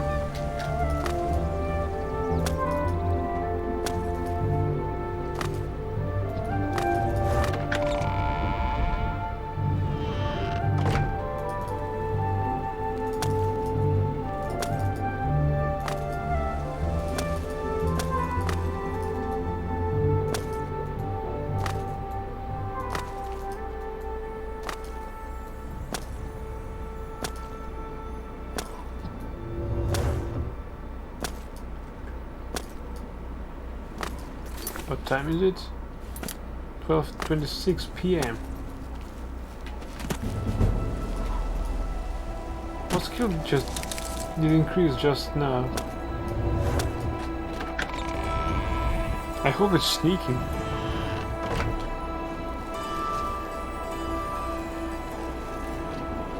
Get lost.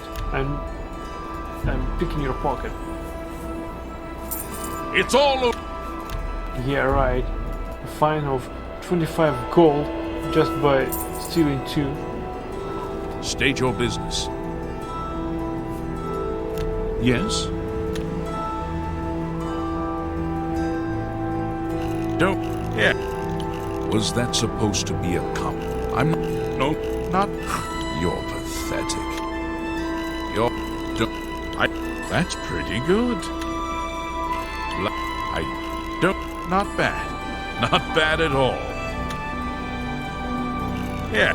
You're. Yes. Yes. Whatever you say. Good one. You're. Was no more. You're frightening me. Emperors. Move along. Emperors were assassinated while in the Kavir, for instance. Days ago. Not sure which one I talked to. I don't know Maybe which it's is orcs. Still, it's a good shot. It's more. Testify against. I've heard that you've been asking around about that corrupt guard. Just don't mention my name. I have enough problems. Come on. Testify against audience. This may be the stupidest thing I've ever done, but I'll testify against Audens Avidius.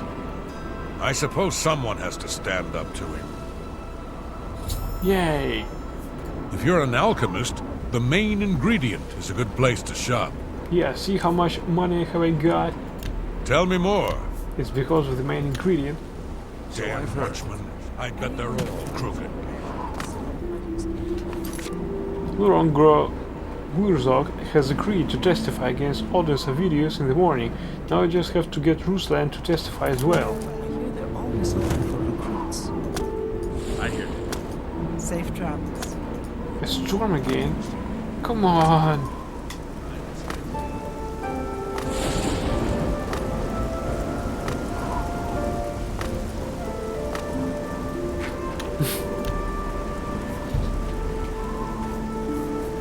Stop right there, criminal scum!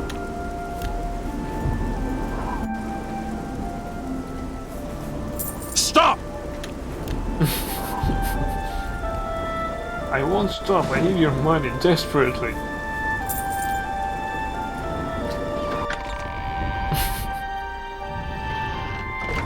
I don't know what for, but I need it.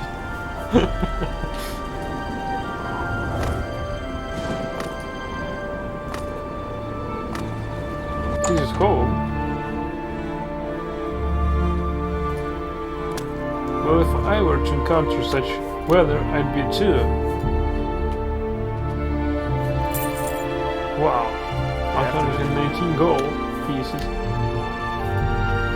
Have you seen my friend Laurent? I'm worried about him. Tell me more. Yeah, I don't. Yes, whatever you say. All right, I get it. You'll never leave the feed bag on an empty stomach. You've convinced me. If I don't stand up to him, who will?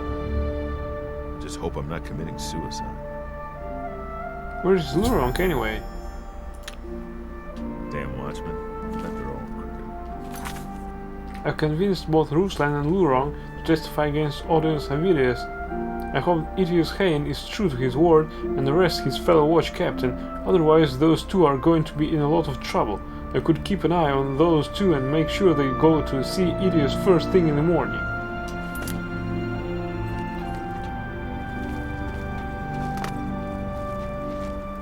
In the morning? Why not now?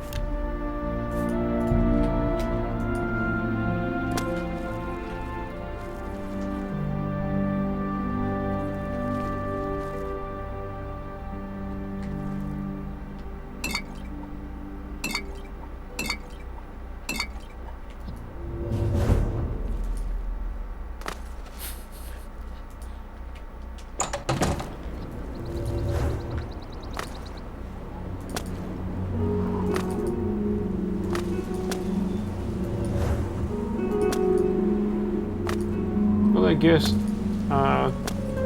this waypoint goes directed to the captain, which means that we won't have to escort our witnesses.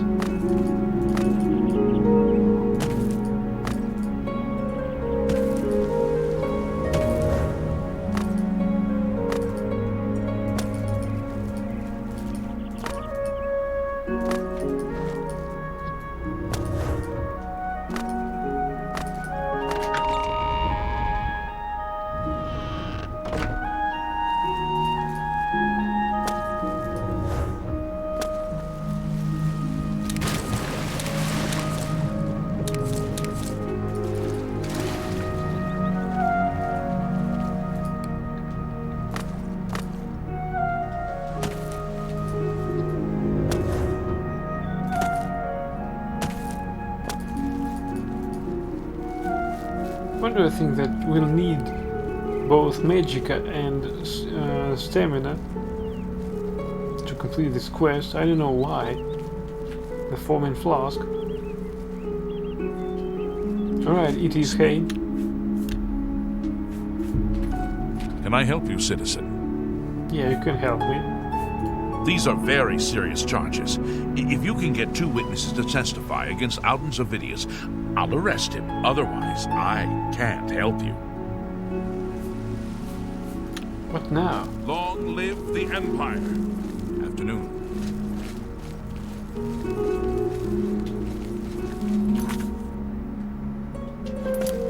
We need to just wait.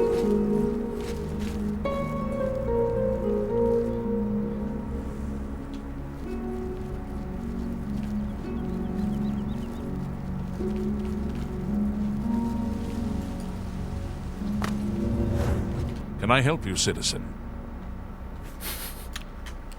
If you run into trouble, come find me. I'm your relief. This is a wondrous encounter. Good, I'm hungry.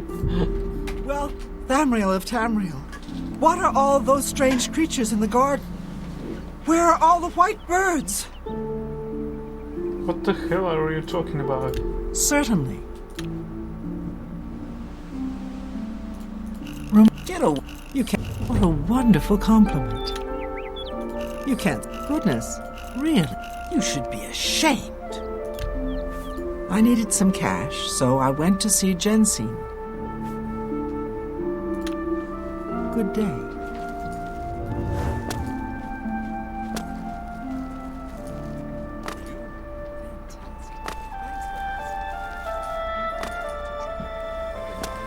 This is just new ways. The wilderness just isn't safe anymore. We've had sightings, you see.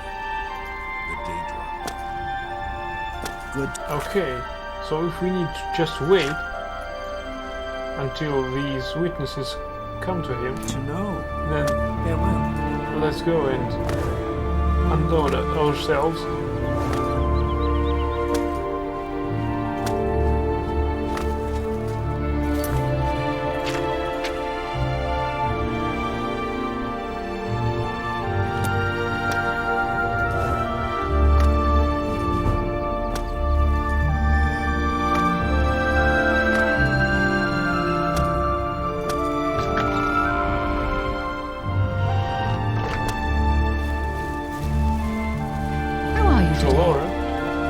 Dralora Athra. I came here with Yulin 15 years ago. Best thing we ever did. Go ahead. I can't argue with that. I doubt it. Please, get away from me. Alright. You get away. No, I doubt it. Ugh! What a... I won't fight you. Really, I doubt... I can't... You should be ashamed. I can't... Ugh! That's foul. Please, I doubt it. I doubt... It's enough. No, you do me too much honor. Goodness, I doubt... I won't... Get away from me. I won't... You're revolting. Please. I doubt it. Tell us about Imperial City. Morrowind is still living in the Second Era. I can't believe how they treat Khajiit and Argonians. Here we are Imperial citizens, nothing less. Oh, great. I needed some cash, so I went to see Jensine. Thanks. Nice seeing you. Dinara Amnes. Look at her stare. Health and fortune, traveler. I'm Denari Amnis. May the Nine bless your dreams. Oh. She's with the Thieves Guild also. Yes? Blab, you can't scare me. Not bad. No, you do me too much honor. You're yeah. What you can't scare me. Blah. Not please. Is that so? Blah blah. Not bad. Goodness. You can't scare me. You're a big fat liar. Good one. No, that's just talk. You're a... That's pretty good. Tell us about Imperial City. It's the city of Tyber Septim, youngest of the gods. Go to the palace and the Temple of the One. Stand on the stones where Talos stood. Shadow hide you. Thanks.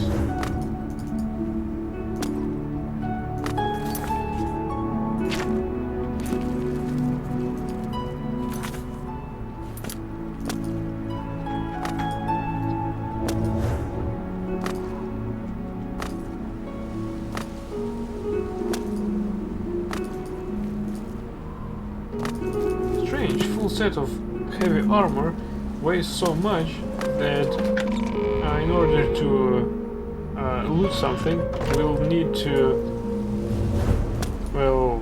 level up our strength skills Children are as much as starving, possible. Please help.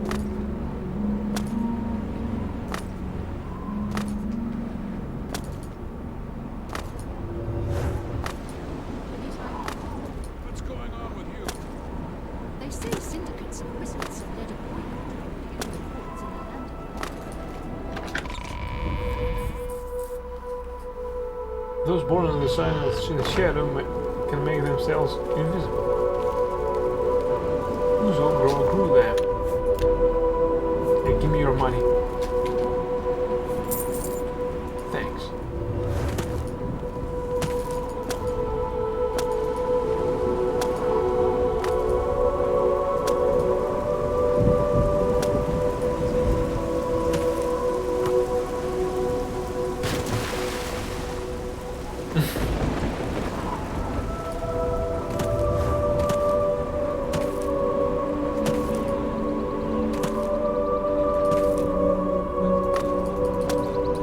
We just sneak around.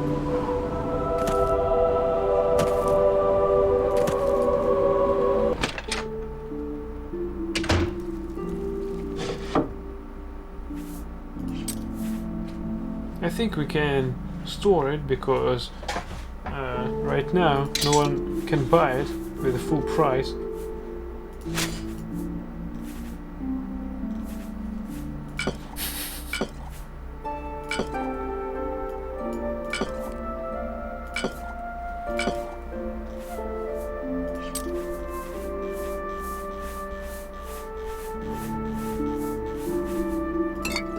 Let's take one.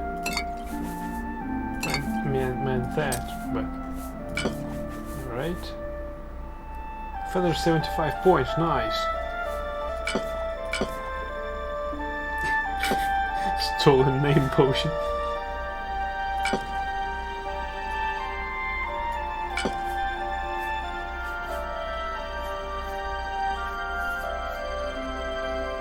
Eight points for 30 seconds.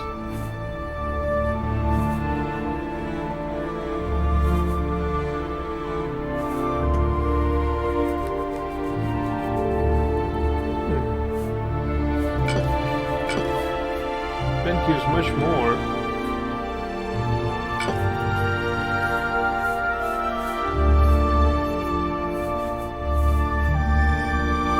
The real lore.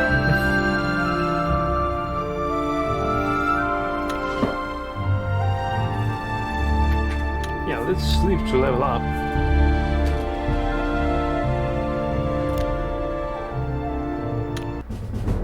You have ascended to level 15. Now you just stay at your peak as long as you can. There's no one stronger than Tamriel, but there's always someone younger, a new challenger. Whoa. Almost all skills have their additional bonuses.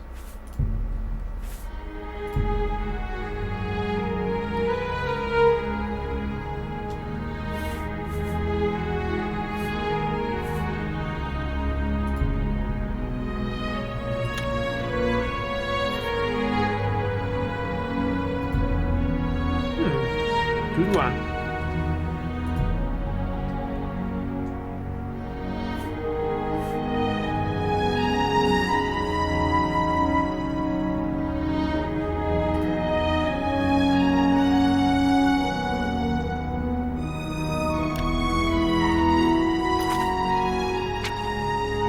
What's with the skills? Oh, we're halfway until our next level up. Right, let's see what's weighing us down. Nothing, I guess.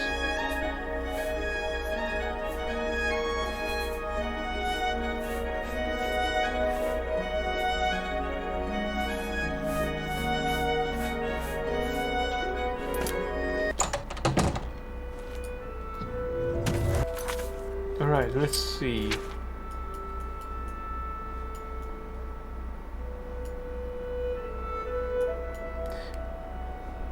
Such as it is, while we wait till another opportunity of this current quest we have shows itself, we can go to the nearest cave and increase our skills. Why not?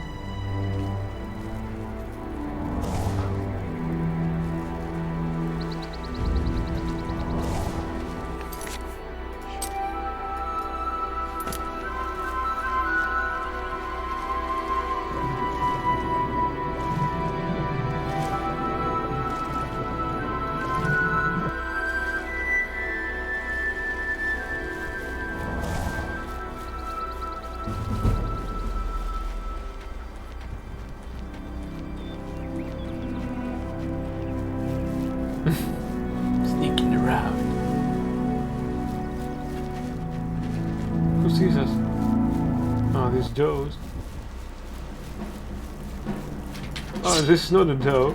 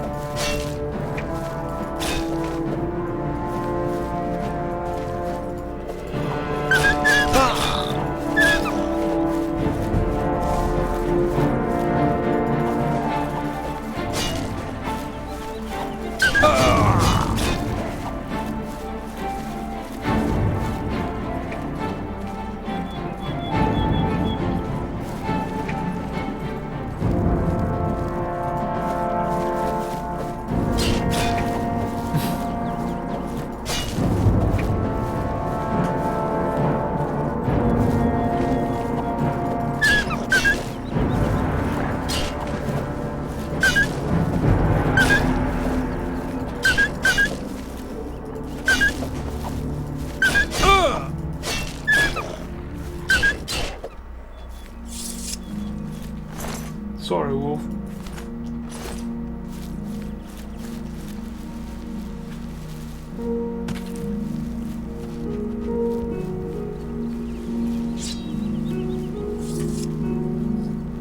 Well, at least we raised our blade skill, which will come very useful since we're using daggers now.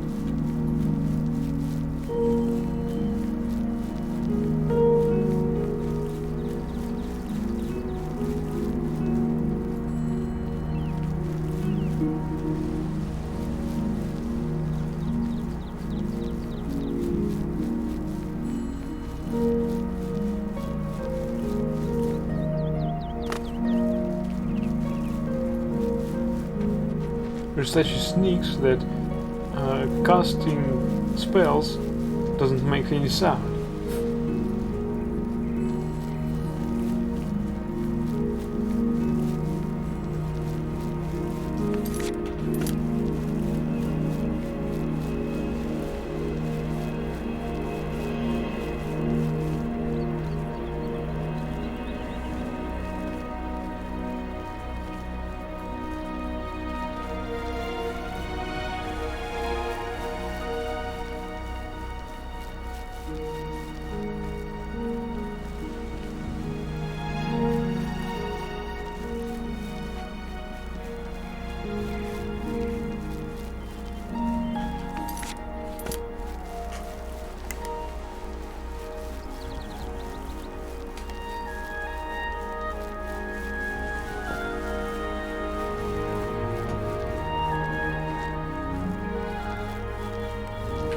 Where's this cave anyway? Alright, it's there. Any crab to pick us a fight? Come on. Or a fish.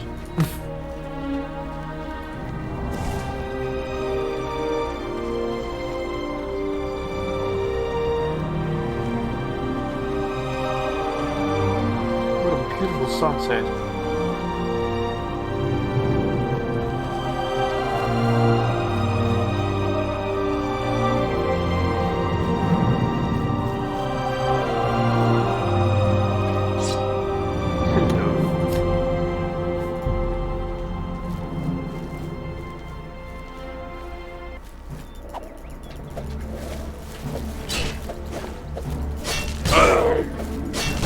Hey, this hurts.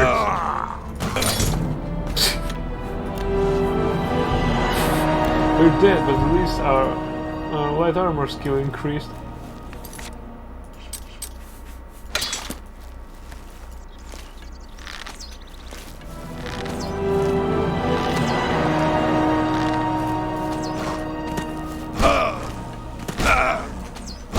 Damn it!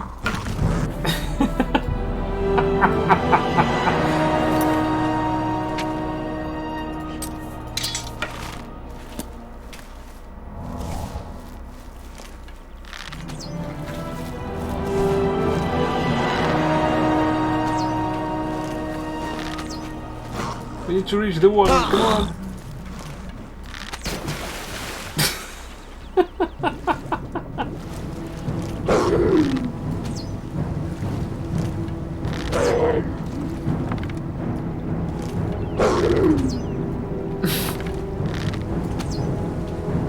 Come on!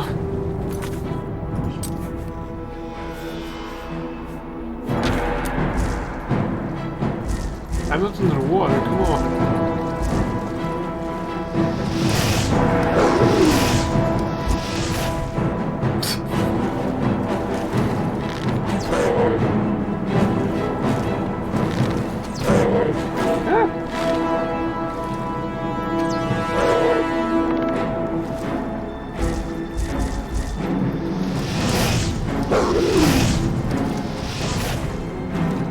Get back here.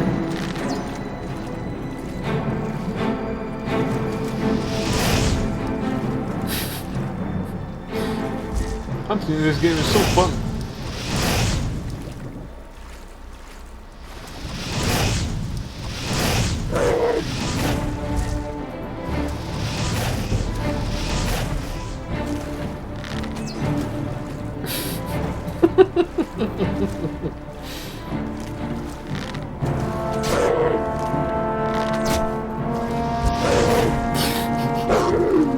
God damn it.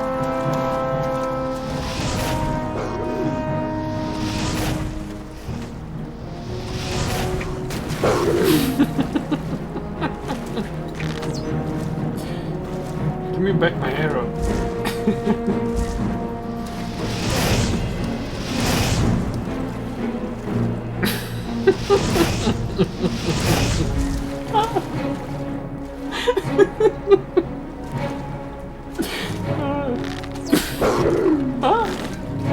Look at this face.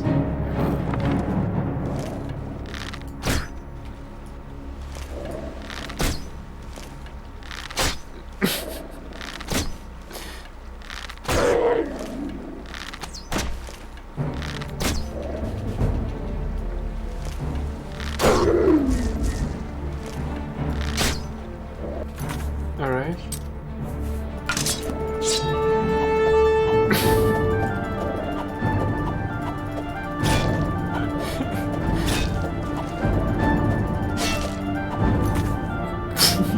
What the fuck? I'm doing this because this mountain lion is too strong. In just a few hits I'm dead, and it's too fast, so I can't run. So the only place I can hide from it is water. Ah! Look at that!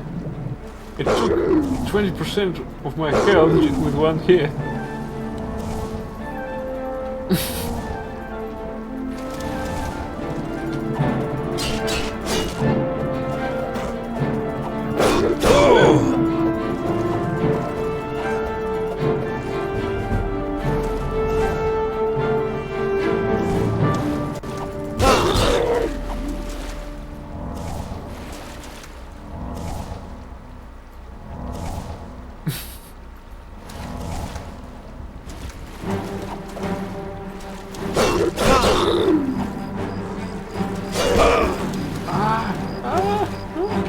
Almost dead. To be more careful.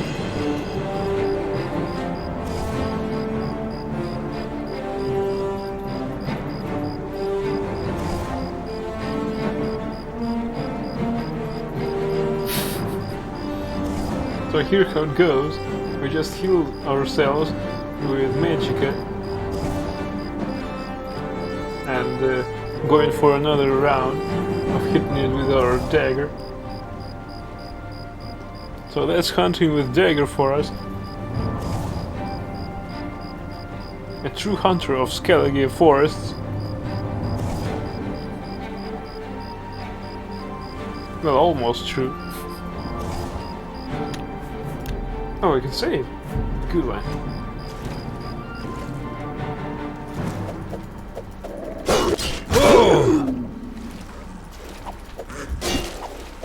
Whew. Lockpick. Good one.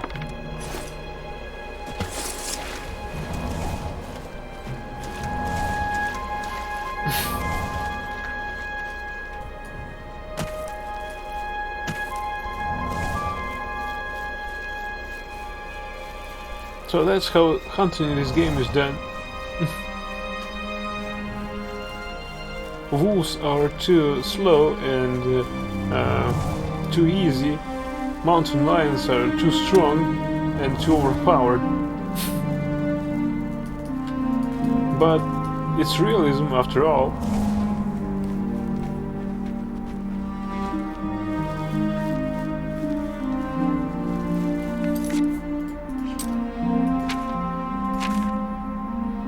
Sideways cave.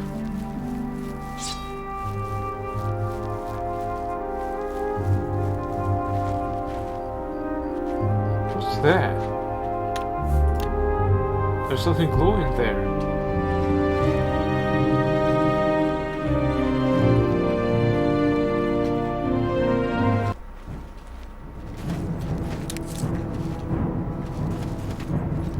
Oh no. Stop it! Will-o'-the-wisp.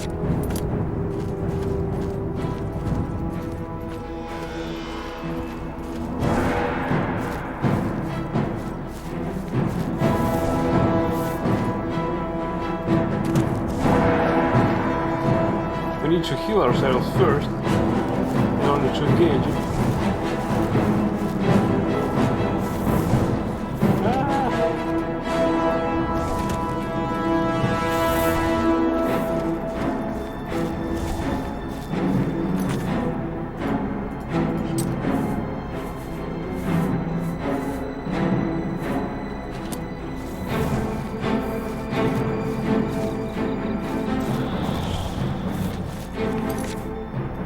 Alright. Flare.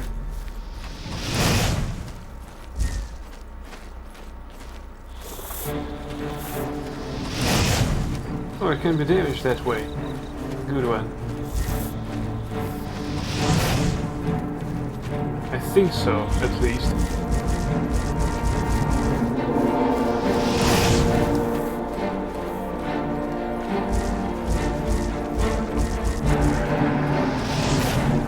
Damn it. Missed.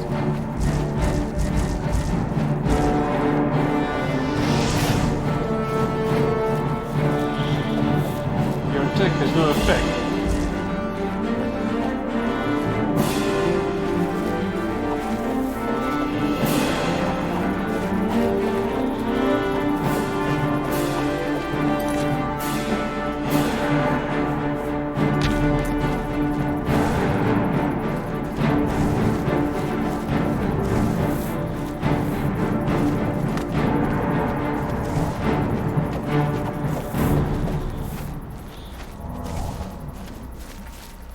Okay, now we've healed. Let's try to destroy it now.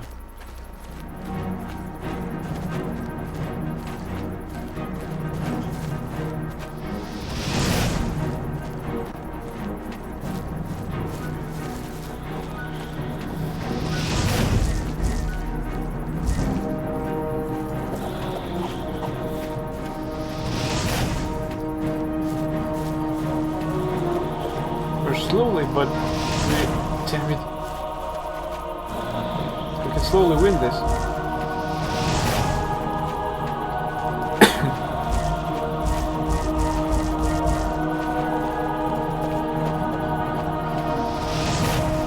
Yeah. Take that, you bitch.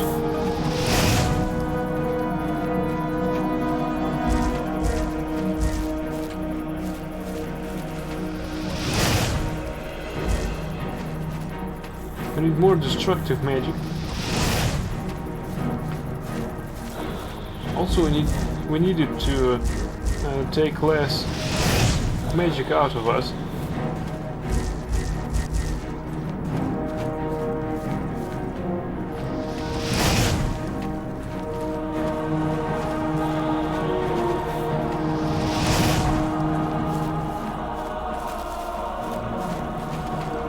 Also, I like your comments about the enemies for this game. What the fuck?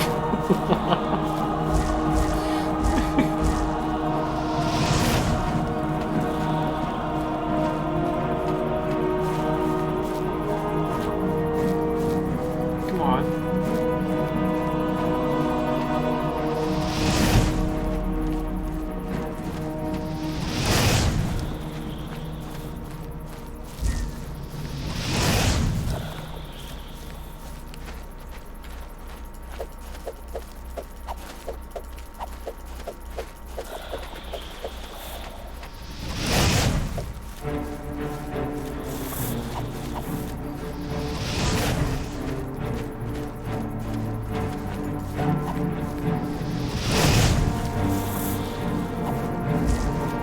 Okay, actually level up Blaze with that.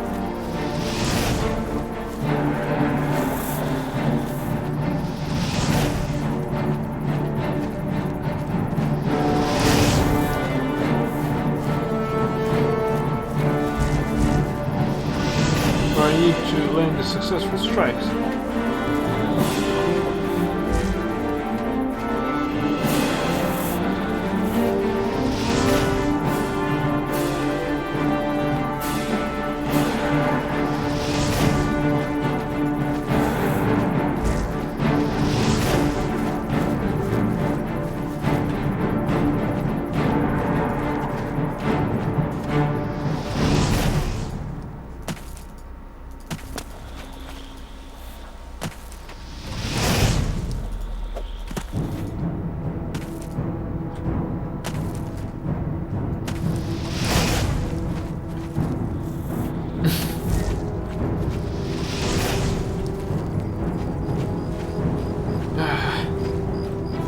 I know this is boring, but we really need to study this cave, and to do that we need to destroy that.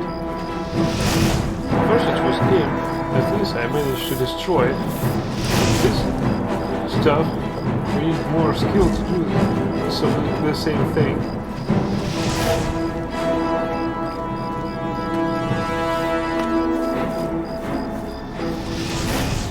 Take that.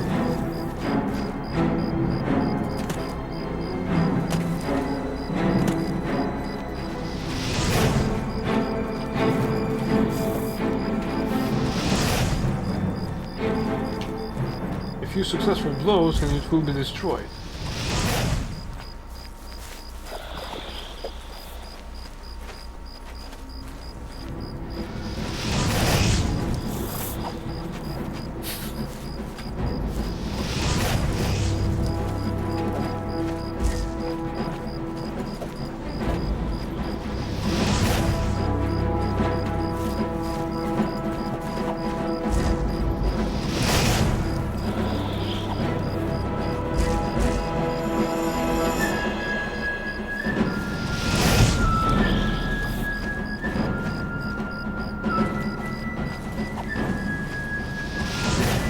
Come on, die already.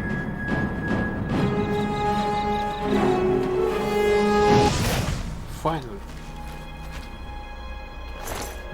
Glow dust.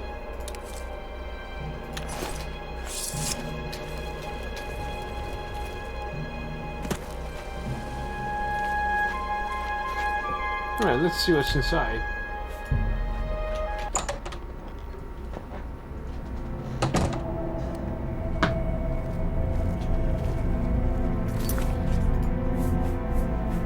What can I say? I already don't like it.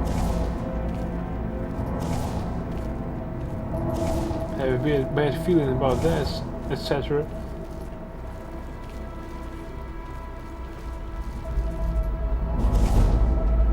Oh, we can rest now.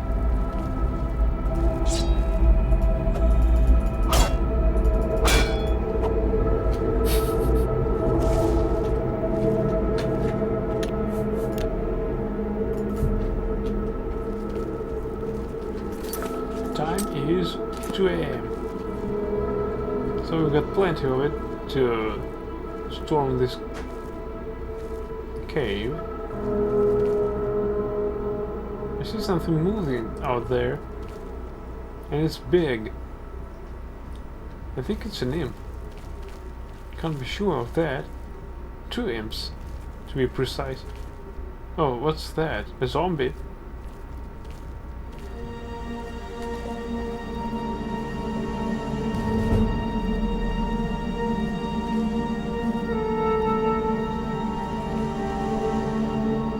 Spriggan. What? Hurts.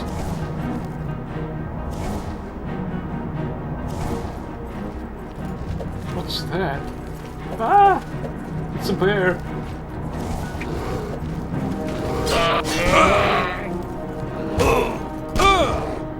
Where's the exit?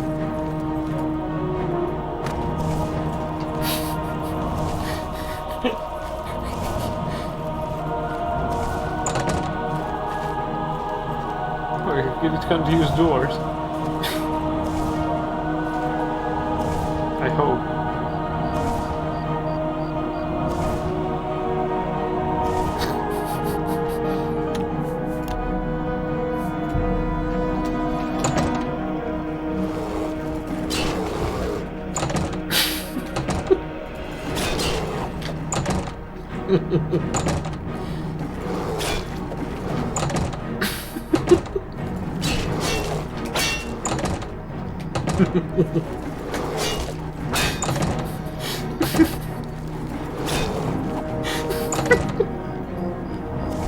I hope it can't use doors.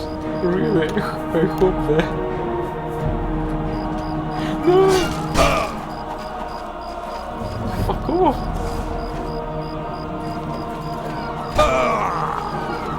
It hurts. Alright, let's go for water. I hope you like water.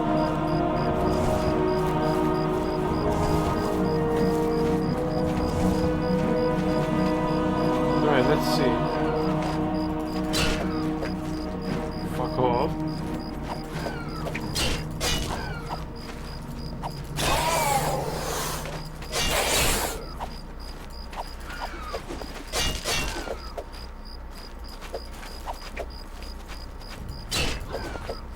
A famous monster slayer we are.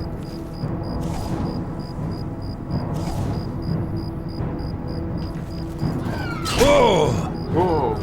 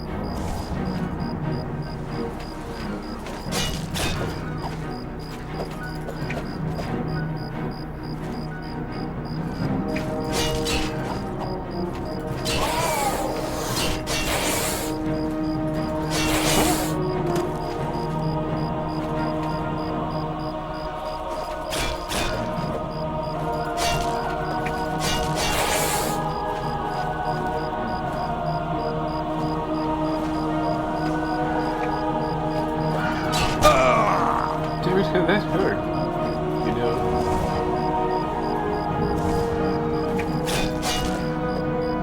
Should we really fight? Can we arrange it peacefully?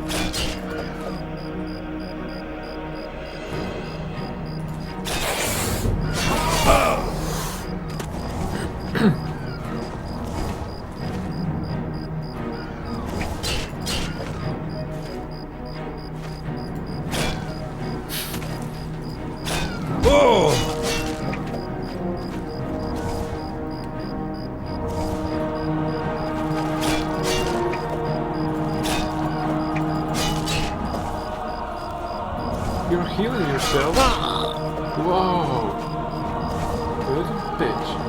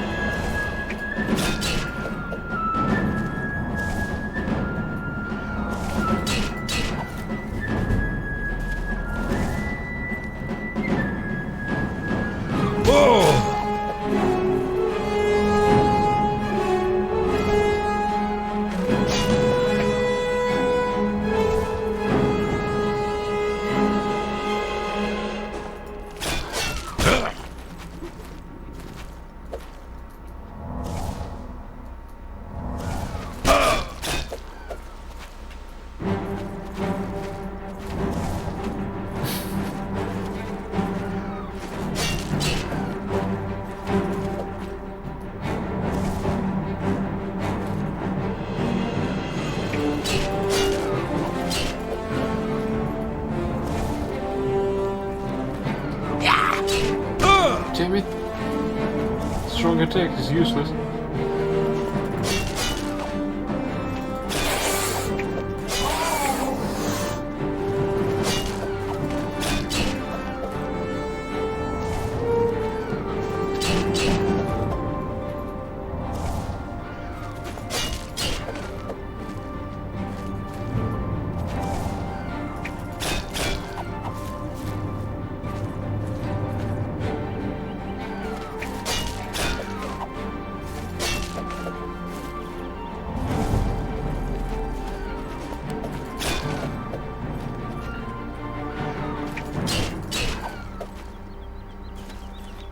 I hope she won't heal herself again. Well, that would be a problem.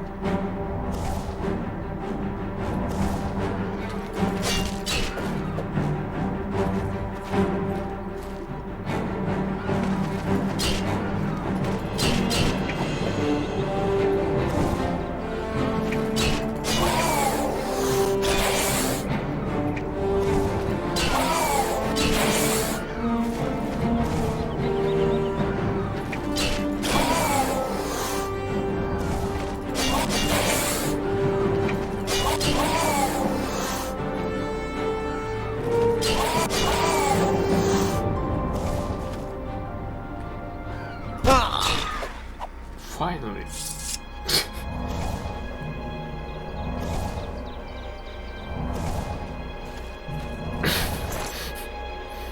Is that all? Taproot and all? Alright, now to our bear.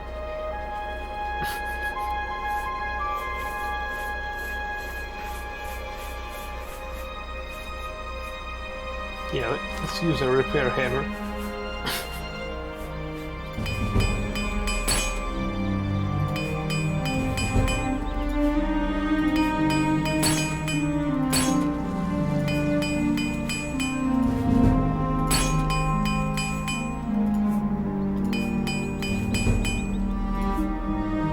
Alright, we fully repaired it.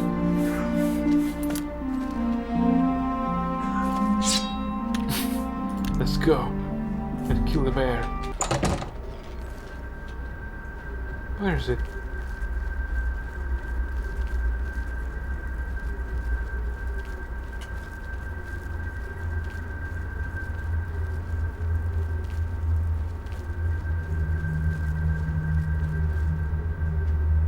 Where's the bear?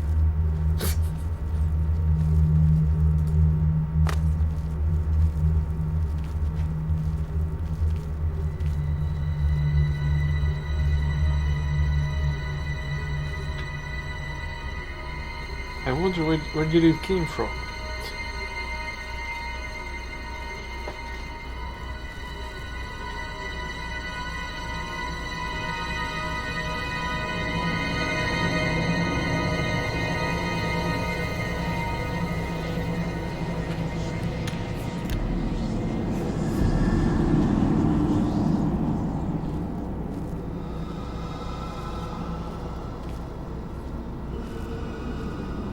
Careful now, careful.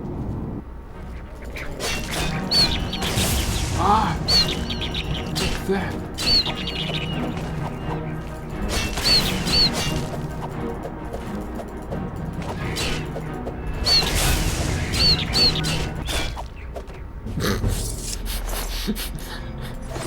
That, usually called flail wildly.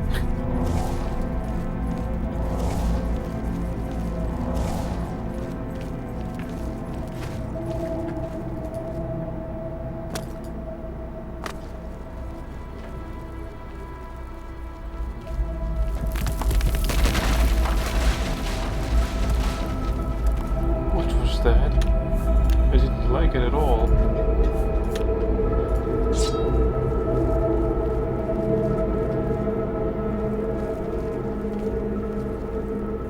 Who are you?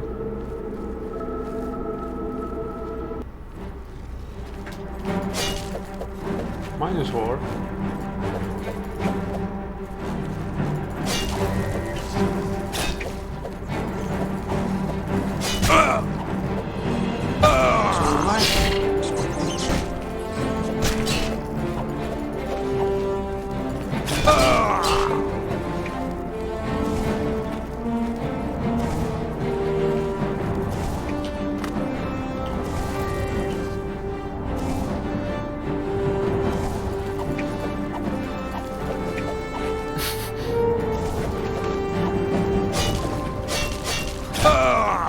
That's not fair.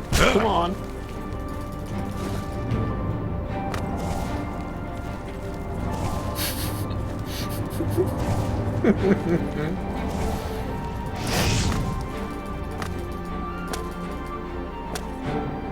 Can he reach us? Yes, he can.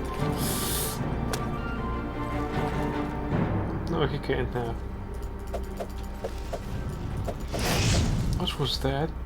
Another imp?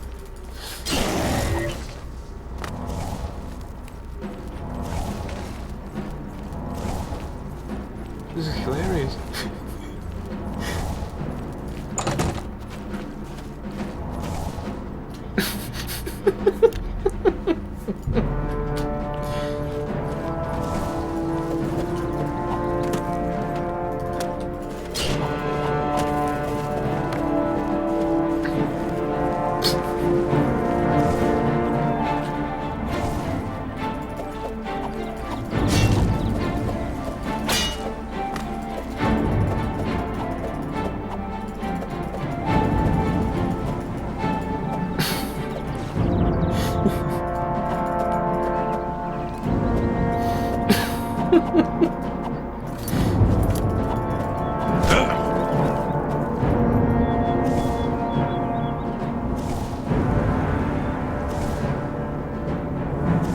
He's smart, ain't he?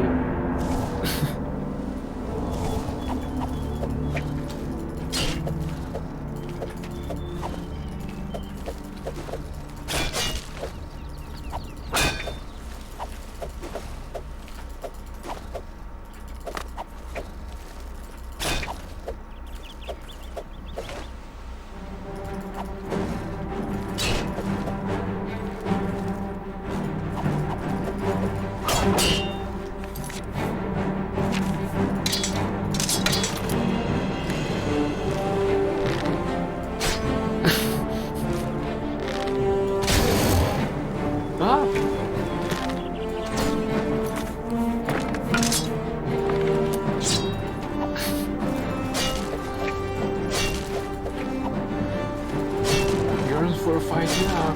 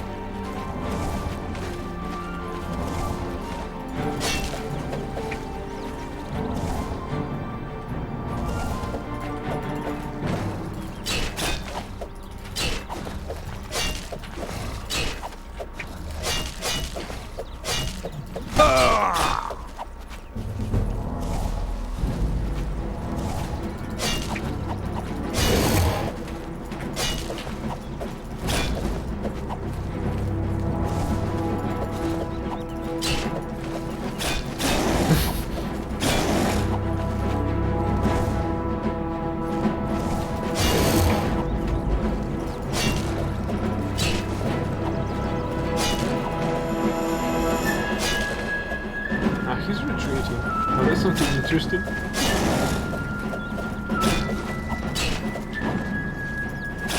Initially, he's stronger than us.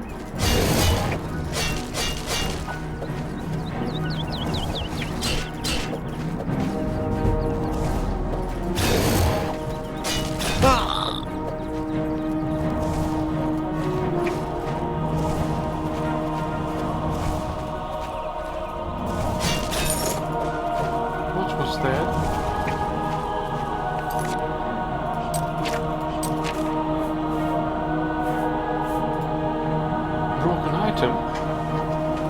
Broken leather shield.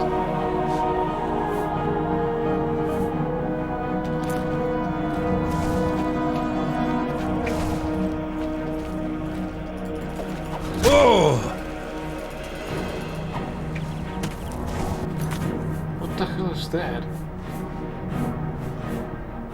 It's all broken. Our armor is broken.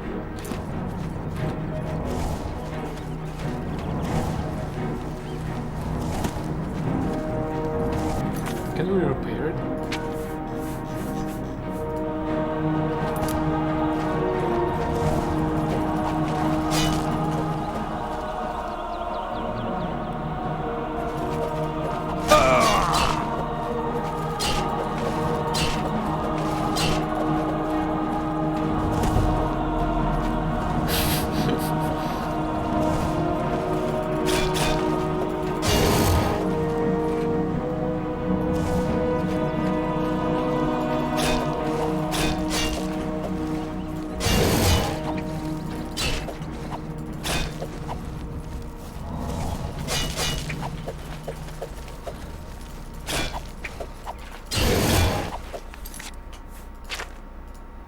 At least he didn't destroy our bow.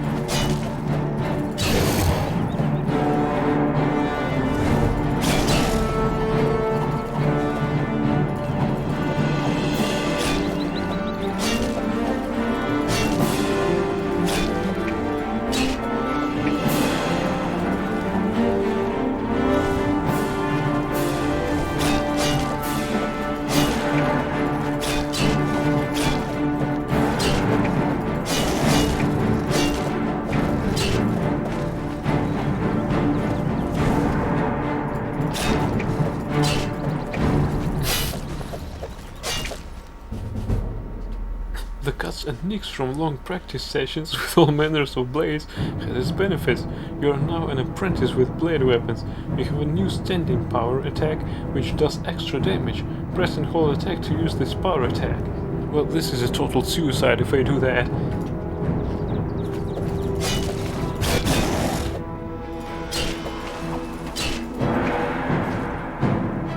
Come back.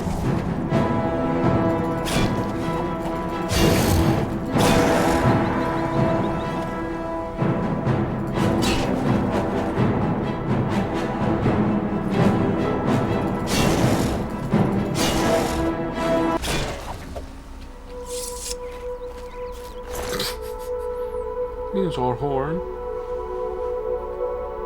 What a useless piece of shit.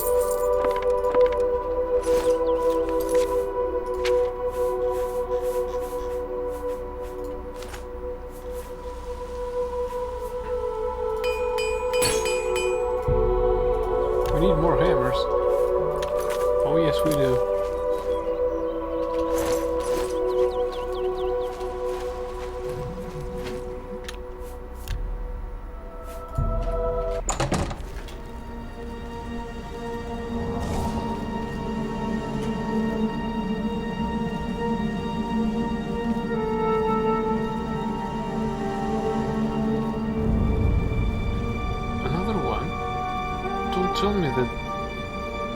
Don't tell me that they respawn.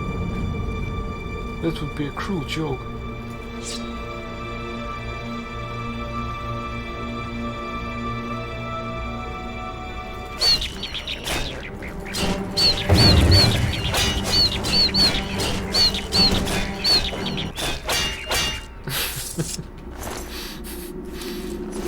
Hit it until it dies.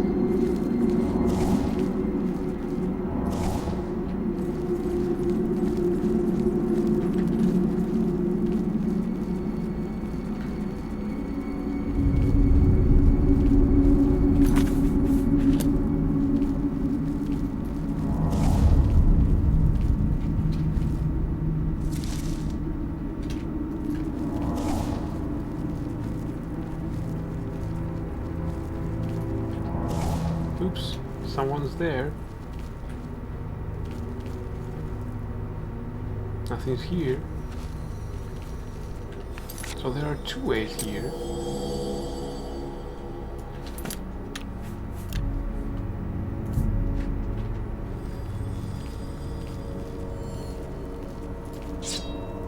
I don't like this mist.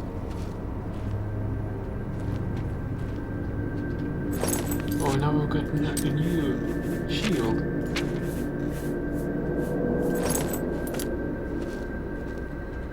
Potion of healing. Skeleton. Bone meal. Yeah, right. Can I get this knife? Rusty iron dagger. Well, this is useless shit.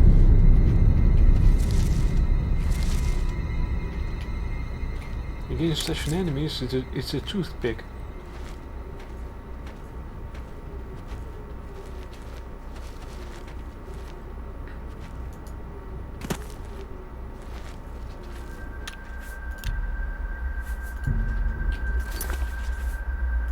How's my dagger? 42? 42? And yet another Spriggan, right? Right. Come here. Let me embrace you.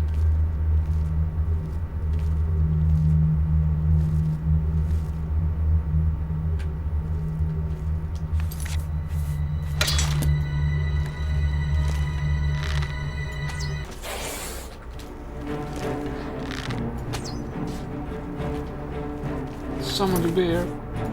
Run for our lives.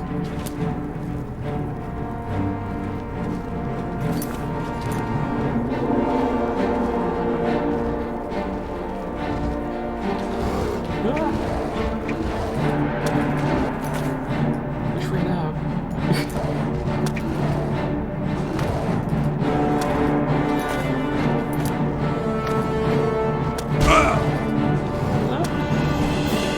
Damn it.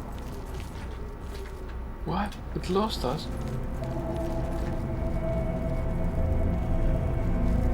Oh, it's Spriggan that lost us. Good, good.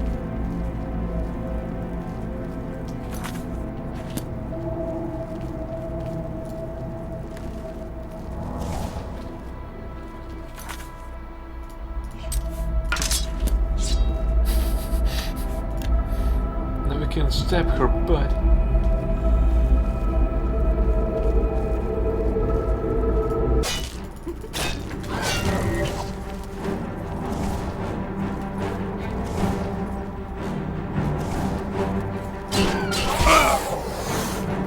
There's limited space here, so we need to get out.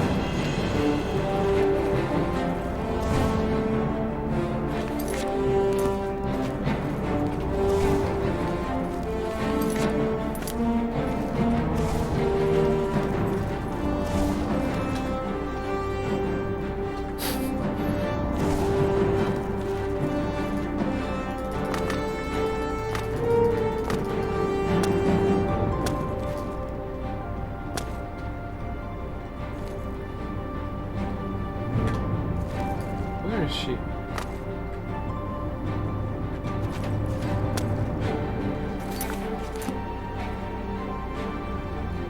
Can you see her?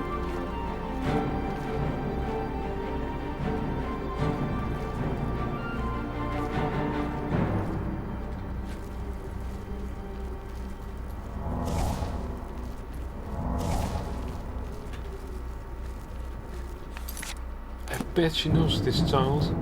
And she might just get behind us. Alright, here she is.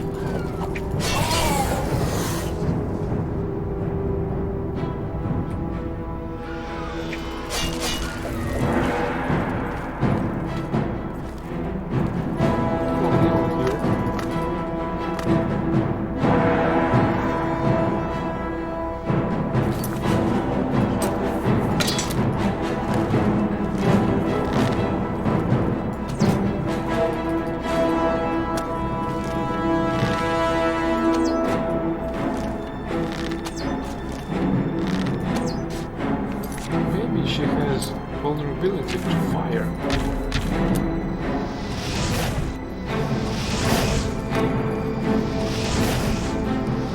If I was angry enough, that is.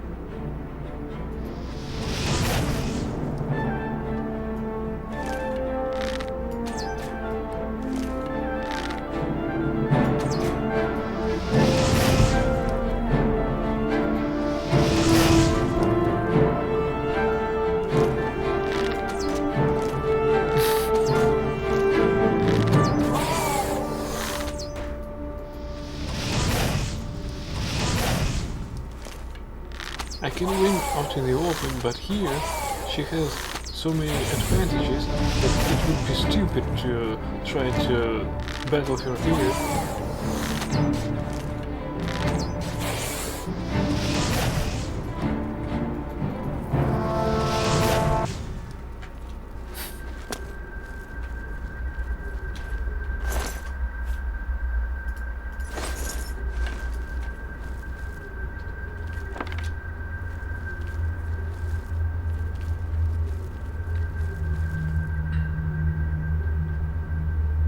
Was that bone? I thought it was narrow.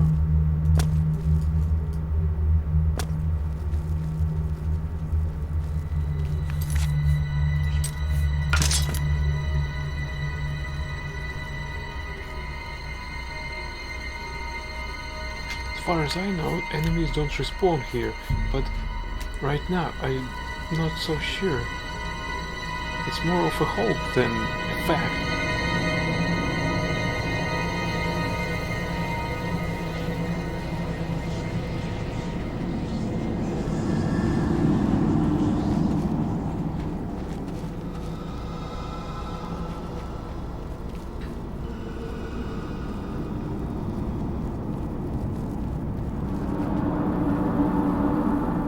Creepy. I totally don't like it.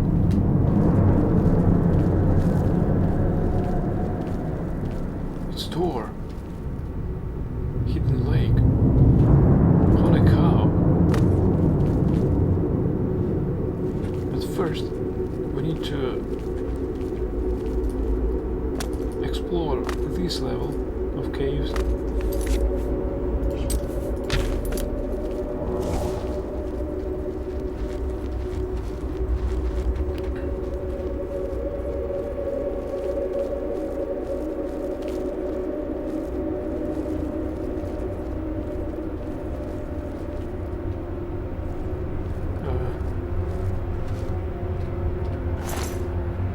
The treasure hunter, iron longsword, brass ring, fur cuirass, huntsman leather pants, pigskin shoes, gold.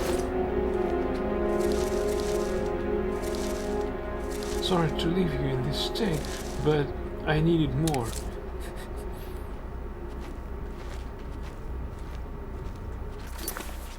Alright. Since our goods are destroyed, let's take all that on. Well, not all, but still.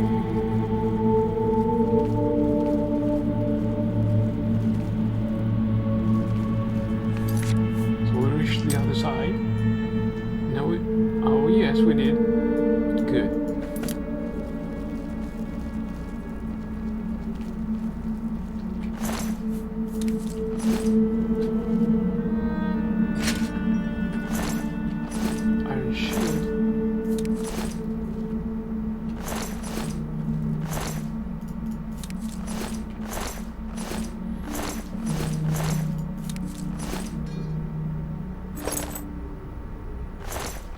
I heard some metal noise.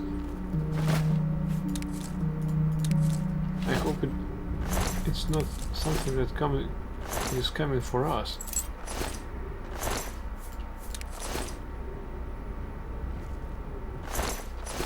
Well, at least we found a few lockpicks.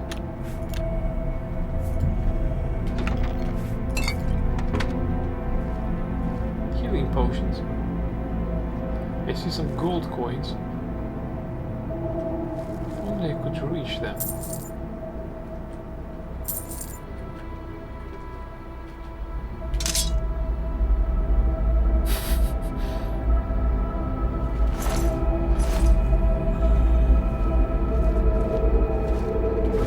Is there a way to move them? I know that should be telekinesis, but our character doesn't know such thing. So let's try some other methods.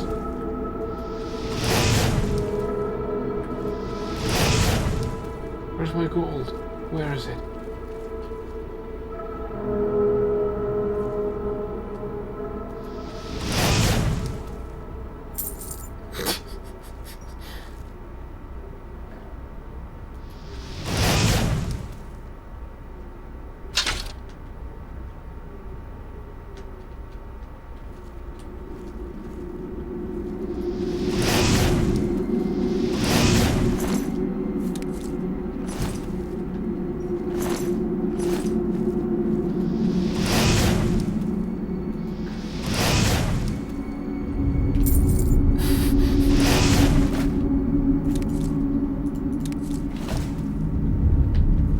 Desecrating the bones to take money.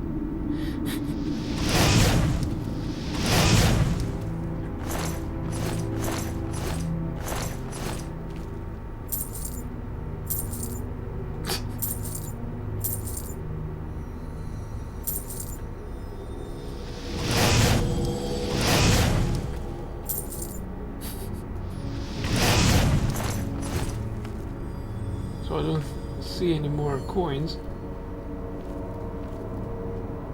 Unless we've picked everything. So let's get a move on.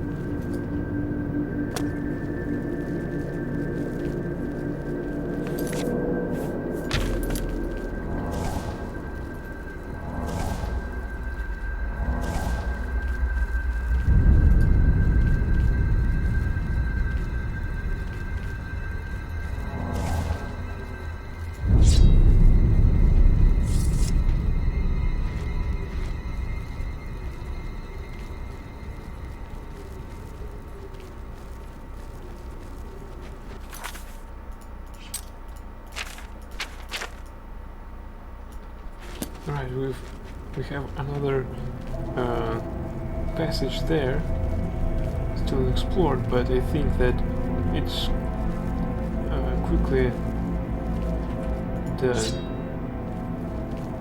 Alright, you rat. Time for you to die.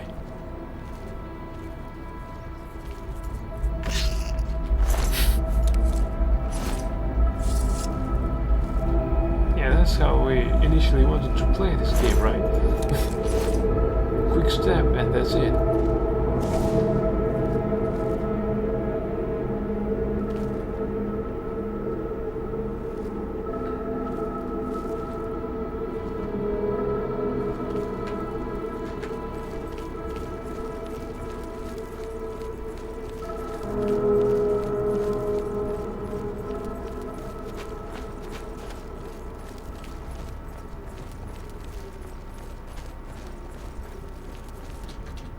I really hope that it won't have such powerful enemies there.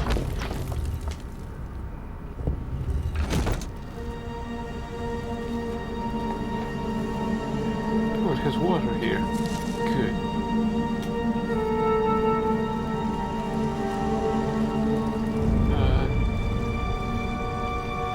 It's not deep, that's not good. Yeah, right.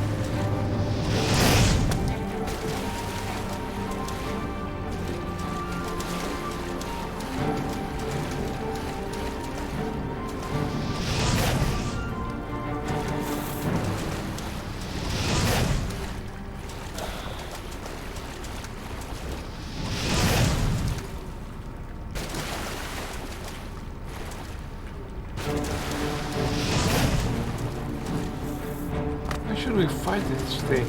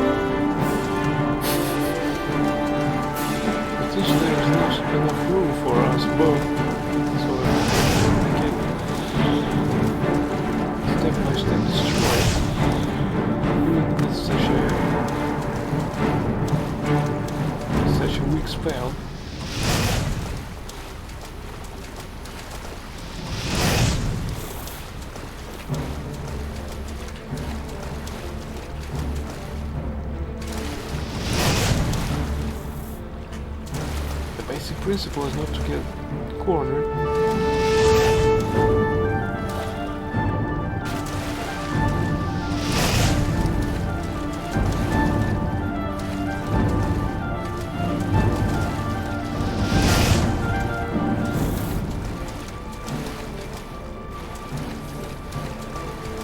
I must say, I like this ruins. Oh no, I missed.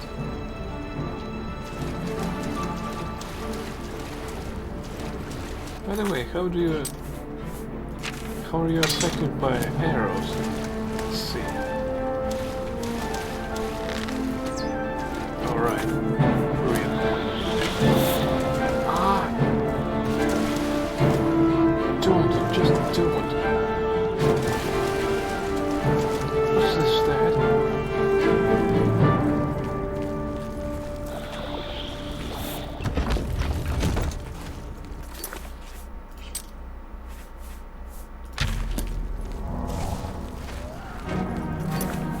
Now we need to run. Run for our lives. As quickly as we can.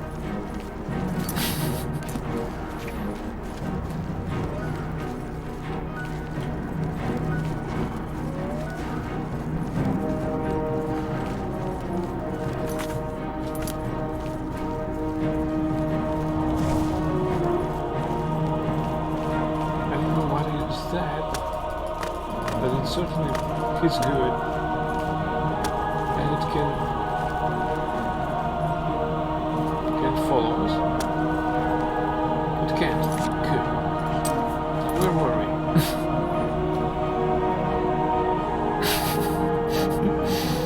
Phew. Ah. Yeah, can't follow us. Motherfuck. Come on, get out.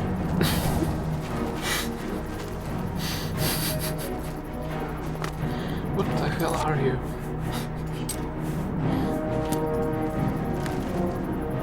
Troll? It's a troll.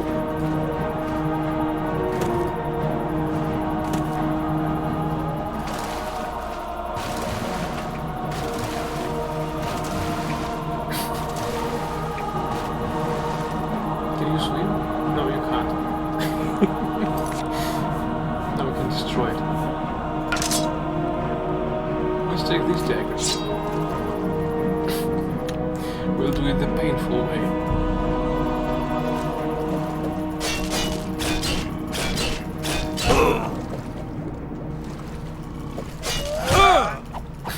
It kicks us in the butt.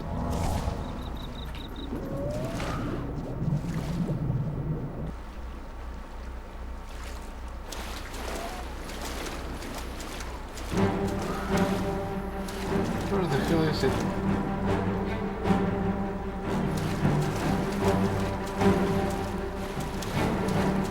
Don't tell me it's underwater. Ah, here it is.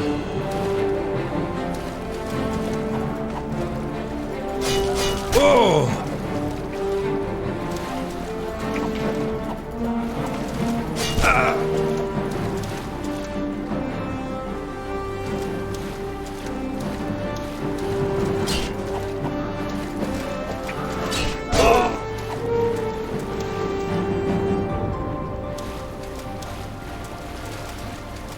Stop! Stop right there, evil scum.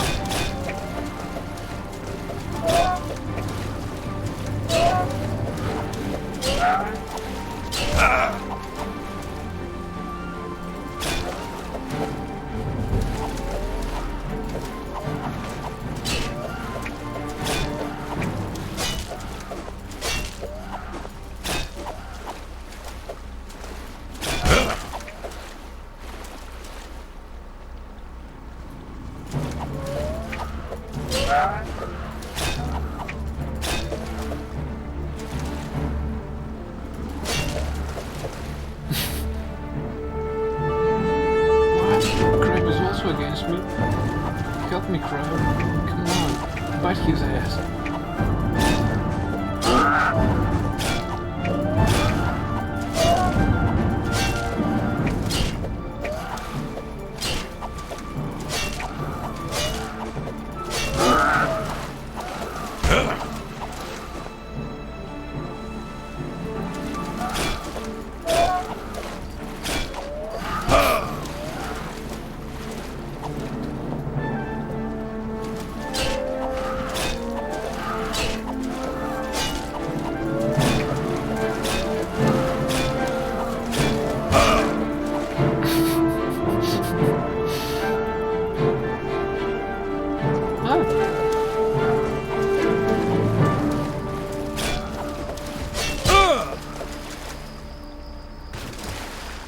Son of a bitch.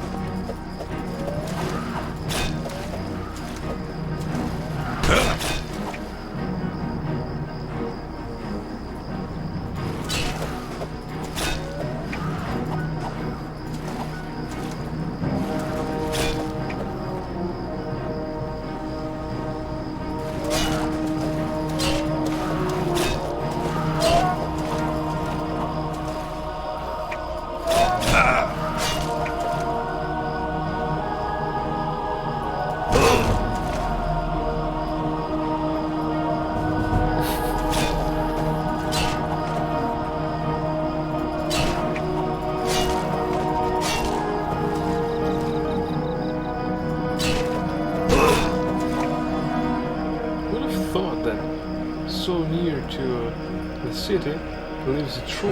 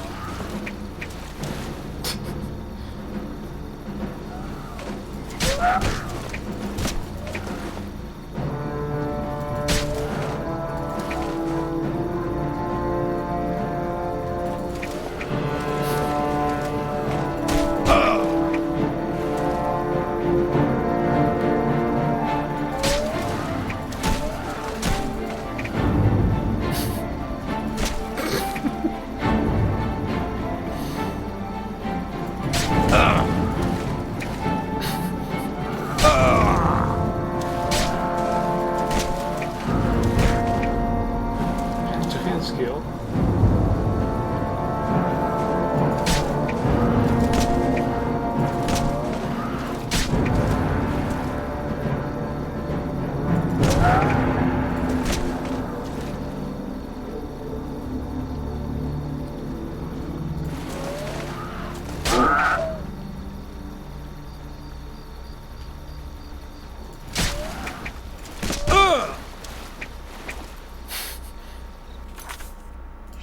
I hope he's not regenerating.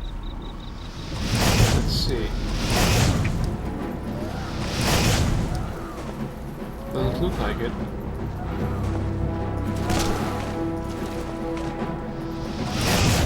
Wait, what?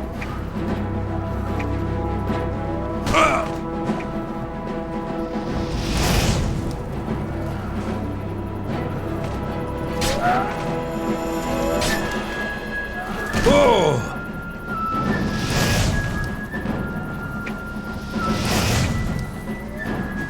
He's regenerating. God damn it.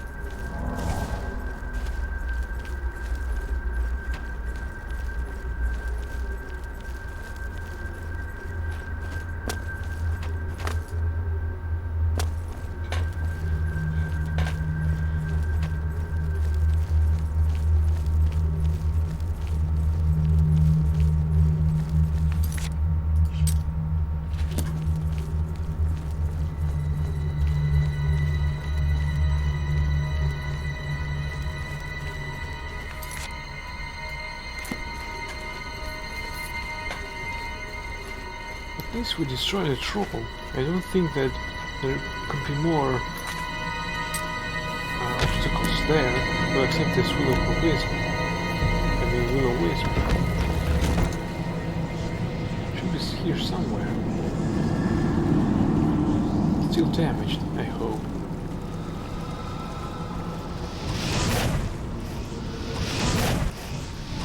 Yeah, it's just damaged. Now let's finish what we started.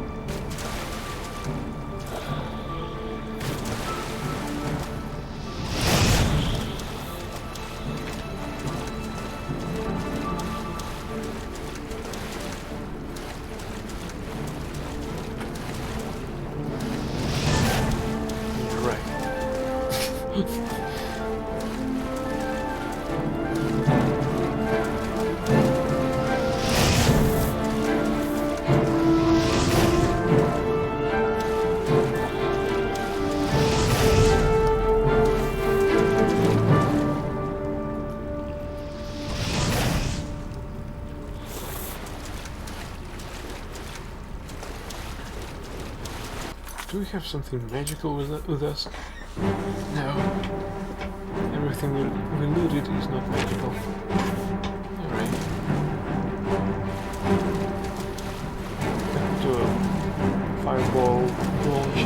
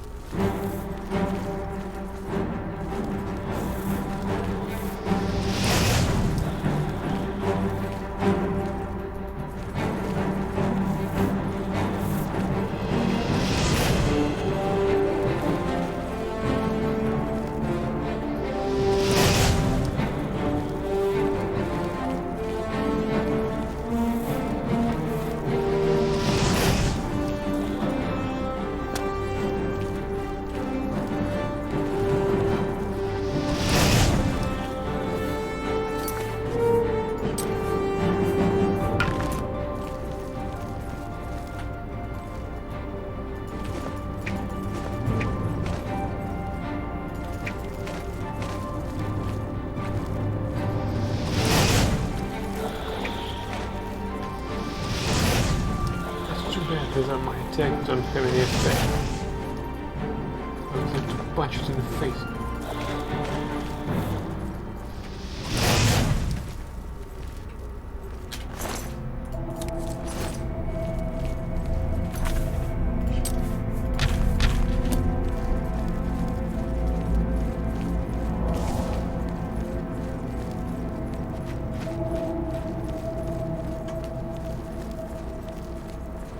I hope we won't fail this quest.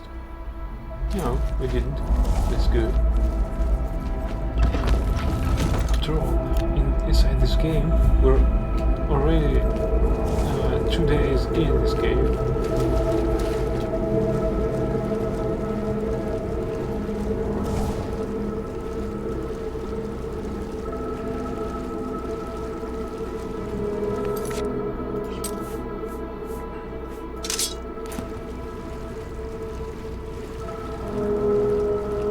Skeleton with 1 million.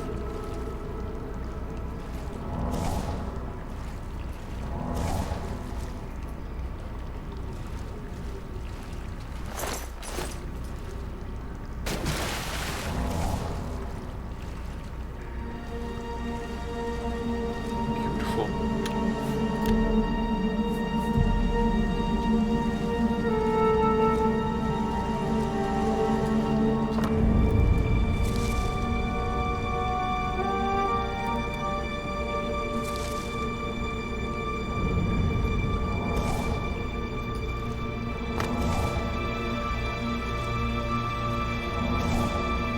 What's another one? Oh, it's Minotaur. I need to use some tactical advantage against it. Or it's all the way back. Can we jump up here? No.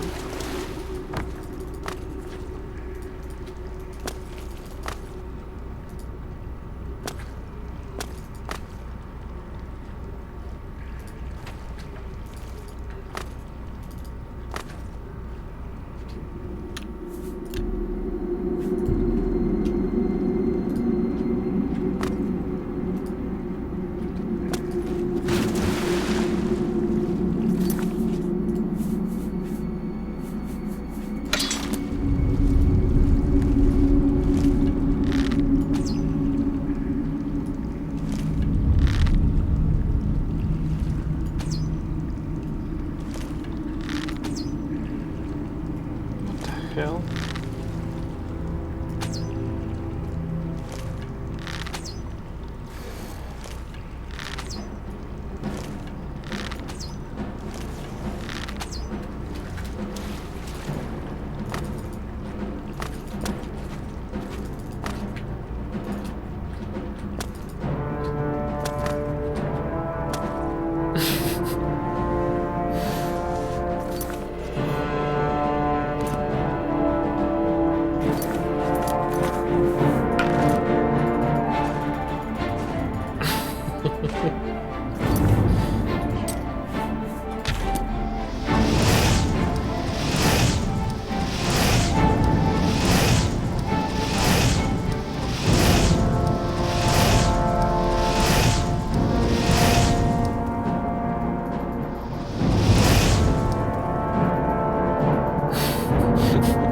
Yeah, you exploit every tactical advantage I can.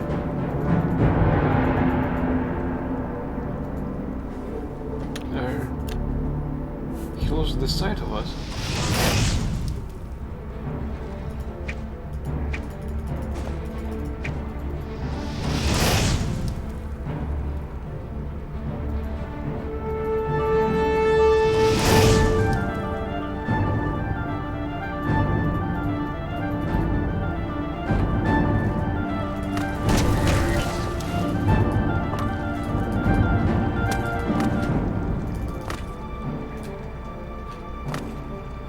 Oh, I think we can best him.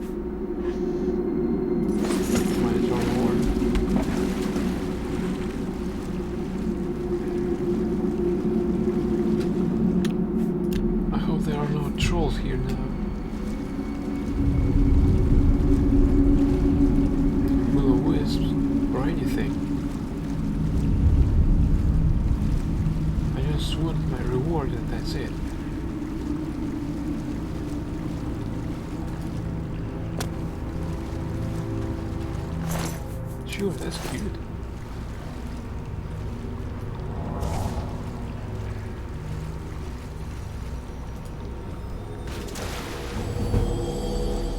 Sneak skill? Meaning, alright. What the hell is that?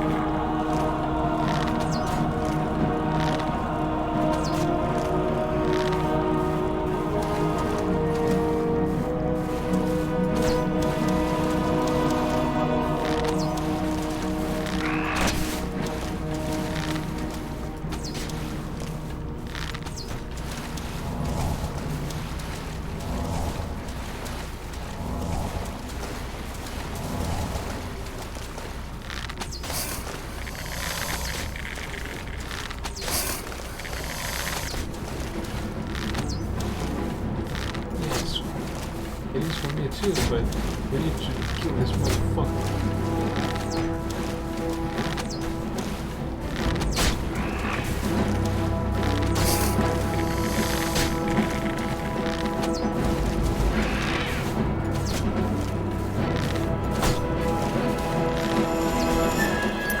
Let's use a faster approach.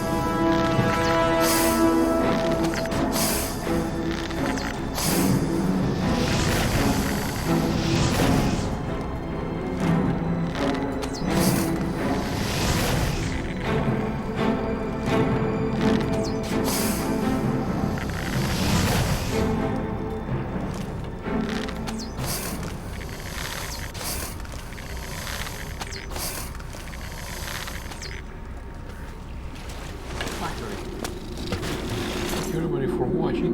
I hope you enjoyed it. And if you did, please follow my channel. I wish you a good night and until next time. Bye.